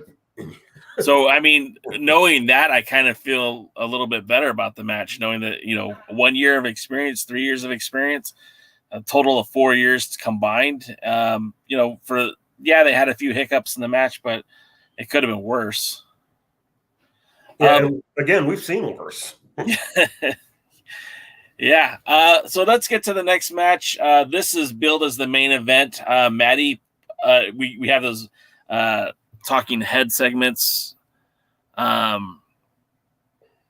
Maddie points out having Genocide in her corner will be more beneficial here than her last partner. Says something like she's a freaking robot, which I thought was hilarious. I don't know if you've seen Maddie's videos lately that she's recording on TikTok, but she's posting them on Twitter and Instagram and other places. The one with Kylan King, I highly recommend if you want a cheap laugh. But I think she's really kind of improving as a personality, which I think she always had the personality, but maybe the NWA is finally letting her voice that personality. The other talking head is Natalya. She makes it clear that she's only counting on herself, that they need a submission to get back into this competition, and that she's the only one that can do it. Misa Kate thinks Natalya talks too much, We never hear from Genocide here, but I think that's for the best. Genocide promos aren't great. I think she would be best served with a manager, or let's get crazy. Put Genocide, the cyborg, with the Impaler, and let that be your tag team that challenges Pretty Empowered. But nonetheless, this is the first time that Genocide and Maddie have teamed together. Natalya and Misa have been on the same side a couple of times at the Queen Bee in the first round at the 74th anniversary show. Maddie and Genocide are both very active in Mission Pro, but both have only faced off once at MPW. Maddie and Misa, however, teamed up at Hard Times 3 to challenge for the Women's Tag Team Championships. And although Maddie and Misa start off, Genocide gets tagged in very quickly and just starts abusing Misa. This is the Genocide I like to see, because I really feel like far and away she's one of the better wrestlers on the roster, and she just gets out there and starts working circles around Misa. And I think that's important because, when we talk about would-be challengers to Kamille? Sorry, Luth just caught my attention. You guys could read that and do what you will with that. So Genocide is just going, proving the point that she should be in consideration for another opportunity to wrestle against the Women's World Champion. And I just like watching her get out there and wrestle. Where did I go? Team Mission Pro, also known as Team Rock and Roll, are working over the left knee of Misa Kate. Natalya Markova and Genocide have quite the history, having previously battled at ACW, Shine, and Mission Pro before. Markova and Genocide exchange forearms, chops. They're just beating the crap out of each other at this point. Maddie and Genocide work very well as a tag team. I think that maybe they could be another tag team that I wouldn't mind seeing team more frequently. Basically, when Natalya gets in the ring, it kind of feels like the whole thing kind of schmozzes, where everyone's trying to hit that big move. But what we finally get is Natalya is able to slip on a submission hold on Maddie, and it's really brutal looking. And to be perfectly honest, if you're flexible, which I would assume Maddie is, she probably didn't get hurt at all, but it looked very grotesque the way that her body was contorted. And the referee doesn't even notice that Maddie is tapping Natalya like this, like, I'm done. And then you could hear Maddie screaming in agony, which just makes it even worse. It's like, oh man, she's being killed underneath there. So Team Great does get the 6 points. Natalya Markova does it with the most sinister of smiles too. That ties the score, and now we get to go to overtime. So Natalya kind of predicted that she would get the submission, and now Team Great at 11 versus Team Rock and Roll at 11, and we're going into overtime. What did you think of this match, DKM? Much like the last match, there were some sloppy moments in it, and not as sloppy as the last one. I like these teams better, although I like Markova and Misa better as a team. I wish they'd do something good with Genocide and as a singles wrestler. And I mean, this is almost one of those, maybe he should have had a women's TV title. He has too many titles as it is, but it's just almost like when you have such a dominant world champion, it's like, well, maybe you do need a secondary belt for, these ladies to fight over. And Genocide would be a good person for that. Ultimate and Markova, as far as that's concerned, Markova should be built to go after Kamille.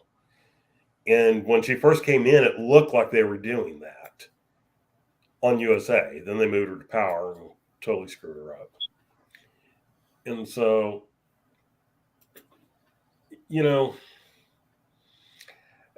I will say I saw, especially in the women's matches, some of the most interesting no-name contortion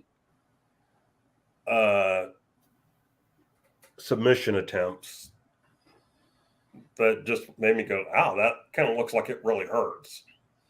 And this one, like you said, I'm sure Maddie was 100% fine. But it didn't look like it. Boy, all I could think of is me and my fat ass stomach. If I had been in that hold, I'd have been broken in half and dead. So, DK tapped out when he had to tie his shoes the other day. I was thinking the same thing. I was tying my boots today with going into work, and I was like, God, it's so hard to do. Oh, I can't breathe. Yeah, I was going to say, Jaden's not lying there. I don't know how he knew, but yeah. I think this match actually, the sad part is it reminded me of how much talent's being wasted currently. In almost Tony I wish I was wasted. Well, so do we, but that's another story.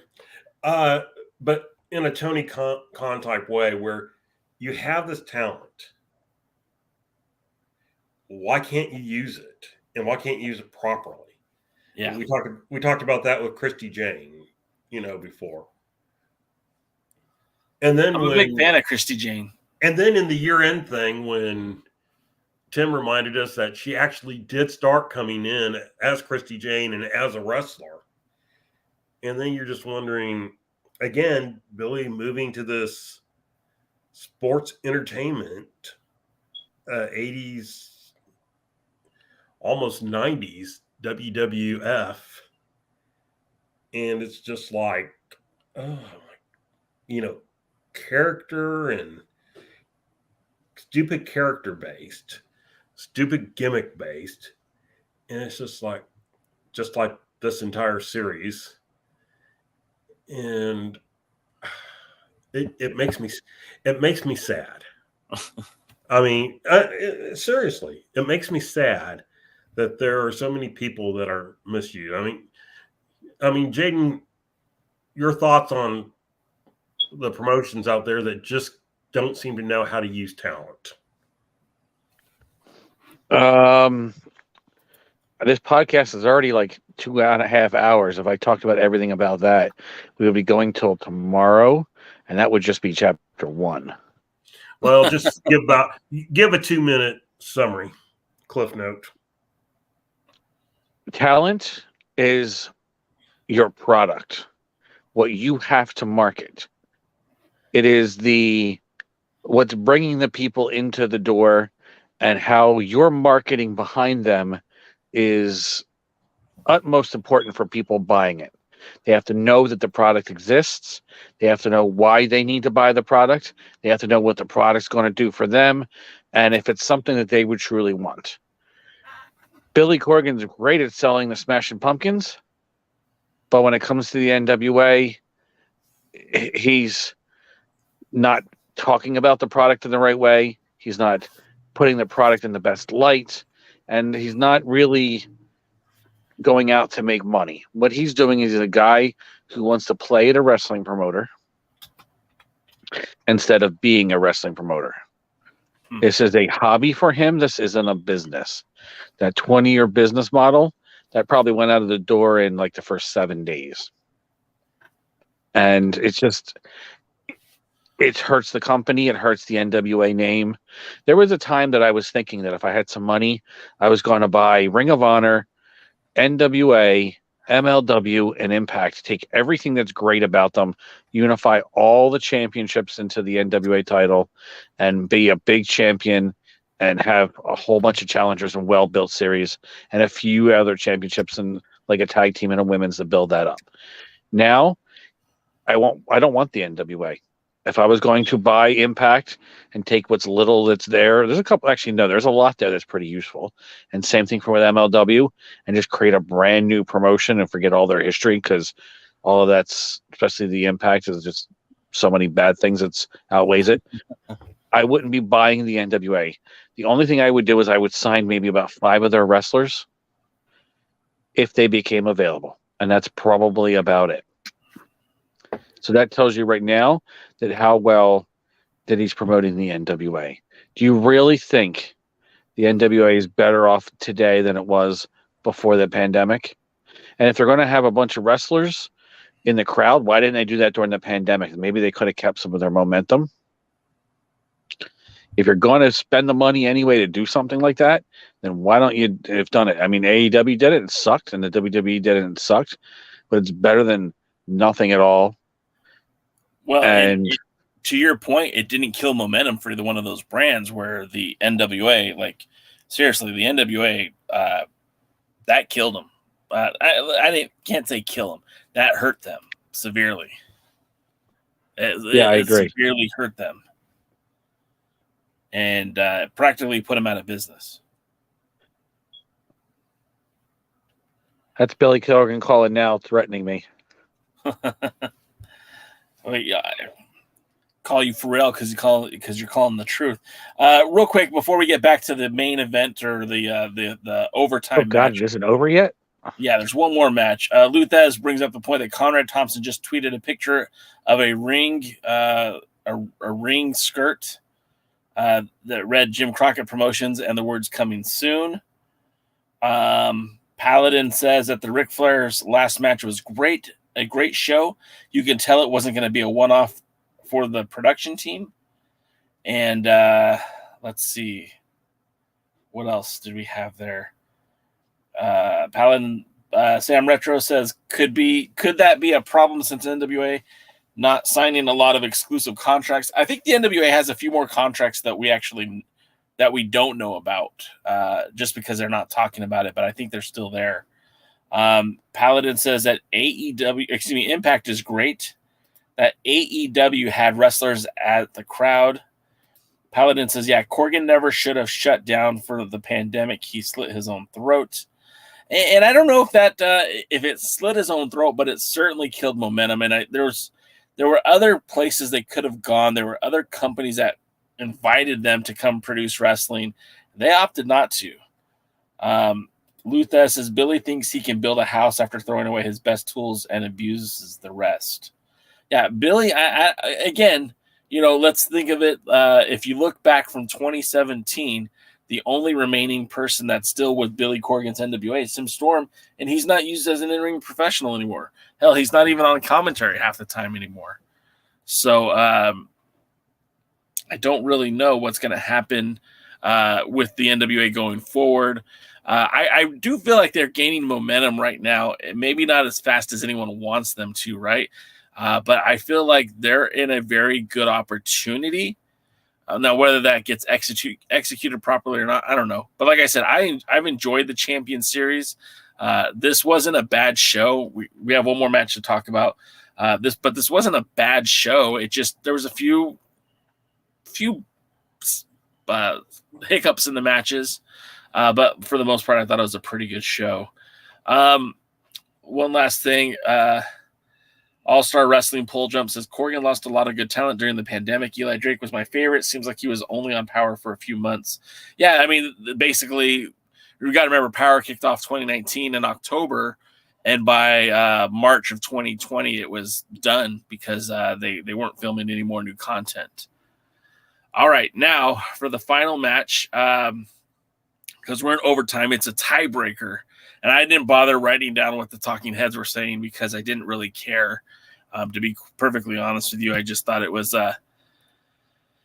unimportant. You got Team Great, which is Scion, and Sal the Pal. Sal the Pal was an alternate. And because Austin Idol, the co-captain, doesn't wrestle anymore, he was the person selected to be to fill in that spot. Because, unfortunately, Ricky Morton does still wrestle. And that's nothing to sneeze at. Yeah, I'm allergic to the elderly. Because Ricky Morton is, still does wrestle. Him and Kerry were both in the ring. Most recently, they actually wrestled against the Fixers in a non-title match over the holidays. So you've got Ricky and Kerry, who are a functioning tag team, taking on Scion and Sal, who are not. So this is a poor idea. If you are the Great Scion and this is your team, this was a bad idea. Anybody on that roster besides Sal and Scion would have been a better pairing. But we get the father and son duo, And Kerry and Sal are working a very nice junior heavyweight style match. I feel like this could we could see this matchup more in the future with Kerry and Sal. Again, just basic, very much basic junior heavyweight match. It's kind of what we were talking about earlier. Kerry isn't a well-established professional yet. He's still kind of learning the ropes, and I bet Sal and him were working a very simple match to kind of keep it simple. At one point, Austin Idol goads Ricky Morton to come outside, and Austin Idol's got his fist up, so he's ready to fight, and he convinces Ricky Morton to come out there, which I thought, like, this is great. We're going to see two old dudes fight. That sounds like this might be a video that's available on late night on TV. But then Scion comes out and kind of hits Ricky Morton from behind. That kind of changes the whole momentum of the match. Now we've got Scion just beating the shit out of Ricky Morton, and it felt like elder abuse. It felt weird. I didn't like watching it. I felt guilty watching it. Scion misses a diving elbow into the corner, and Ricky makes a hot tag to Kerry. Kerry's a house on fire. Obviously, Scion tags in Sal. Kerry hits Sal with a neck breaker, then a power slam. Kerry gets a 2 count. Then Ricky and Scion get involved. It's just all kinds of chaos, but Kerry connects with his finishing move, the kiss it goodbye, gets the 1, 2, 3. This gives Team Rock and Roll the 5 points. They officially win the match, and they will be the opponents of Team Tyrus at the conclusion of the Champions Series. DK, what did you think of this one? All right, I'll go as quick as I can since I know we're way overrun. But hey, I've been gone for a month, so I've had a lot to say. Look, this is everything that's wrong with the NWA, encapsulated in one match. Why was it a tag team match? Why wasn't it just team captains? In fact, in your team captains, you had your national heavyweight champion and your world junior heavyweight champion. Man, you could have put on a match that would have, Could they? Yeah, I think they could. I mean, look, I'm no big fan of Kerry Morton, and I'm not even the biggest fan of Scion, but I think they could put on a decent little match that showcases two champions. And okay, so that was the first thing. The two, I'm sick of seeing Ricky Morton in the ring again. It became very obvious why Kerry's the world junior heavyweight champion. It has nothing to do with Kerry. It has everything to do with Ricky. Third, the wrong team won. I mean, even not knowing anything and not keeping up with this thing, I would have much rather have seen a Team Scion versus Team Tyrus finale than whatever this crap is that, we have now. I don't care about Tyrus and Ricky Morton's crew. I mean, that would have made for some good team psychology there. So, wrong team won. Sal needs to shave his head completely bald, shave down just a mustache and a goatee, and grow his goatee longer like, old Jim Nyhard. Oh. Well, I mean, I wouldn't point it, but yeah, that just, a longer thing. And then he needs to, be a serious wrestler, come out and say, my name's Salvatore, whatever his last name is. No more, no more Sal the Pal, no more, some drunk guy. And then you can put him in the ring with Kerry Morton. There's a veteran that Kerry Morton needs to be working with. And, they could probably put on some good matches. I think Sal could, I don't like Sal, but I think but mainly I haven't liked the way they presented him. That should probably be what I'm saying. That's fair. I think he has enough skill that, he can pull some good matches out of Kerry. And it'll be a good, it'll be a good way for Kerry to develop and learn something as much as he's going to develop and learn. So you'd have something good and you wouldn't have the crap that is Sal the Pal and, get rid of the Gimp and bring Yuma back and put him in some matches too. Wait, who? Yuma. Get rid of the Gimp. Bring Yuma back. Oh, okay, gotcha. And put some matches on with him and Kerry. Let's do something that we can take seriously. Not oh my God, this is stupid. And so again, not a bad show compared to the several bad shows they put on, but I can't say it was a good show. I can say it was a sloppy show. And I can say I didn't give one fucking damn about the championship series. And that their ability to explain what is going on is zero.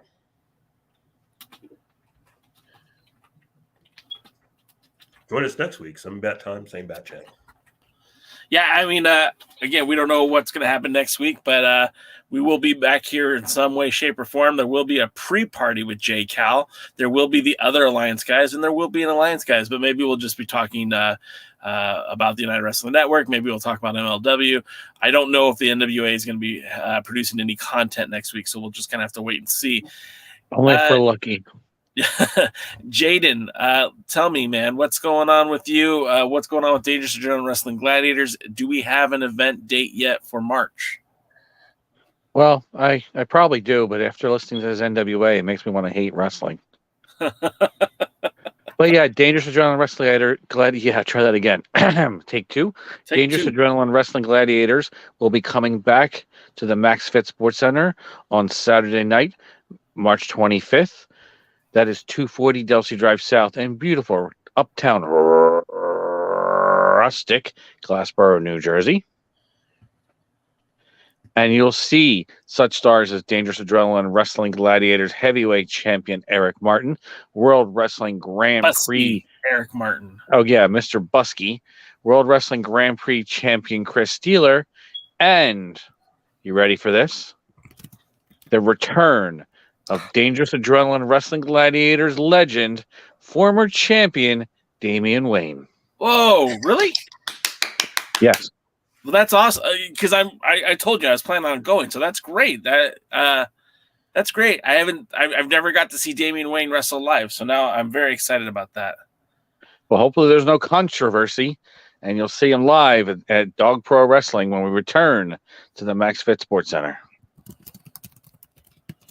DKM or Jaden, social medias. I know you don't really have any, but Dangerous Adrenaline Wrestling Gladiators. I know dogprowrestling.com is the website, Dog Pro Wrestling on YouTube. What about everything else? I don't know. I think Dog Wrestling on Twitter. I think we got a Tumblr maybe. Dog Unleashed. Dog Unleashed or something in there. I don't know. Go to the website, go to dogprowrestling.com, and all the links are there. Or JCal can put them in the chat. And make sure you add the YouTube channel, because I know there's some new matches are going to be uploaded to kind of hold us over. And maybe we'll share a couple more DW matches if we can find any. Yeah, and that's the thing, guys. I do highly recommend, if you haven't done it yet, to subscribe to the Dog Pro Wrestling channel. They are putting up so much content free of charge, no pay window here. And of course, it's all free, and it's pretty good wrestling. I highly recommend it, so check it out. We're 100% serious professional wrestling except for Patch, and we're 100% really great professional wrestling except for Daredevil Dave Dahl. DKM, if folks want to follow you on the socials, how can they do that? DKM, FWTX, everywhere. Beautiful. And then, of course, you can follow us at the Alliance blog. We're everywhere. We're on Tumblr. We're on TikTok. You can see me do dances. You can see me do dances. We're on Instagram, of course. We're even on, what's that called? The Hive. I'm not on Bumble. It turns out that's not what I thought it was. But I'm not on Bumble. What about OnlyFans? Are you on OnlyFans? No comment. Until next time. I'll be here on Tuesday with the pre-party. He's on it, but not as a model or whatever they call him. Well, or my Dusty Rhodes impersonation. What social media would that be on?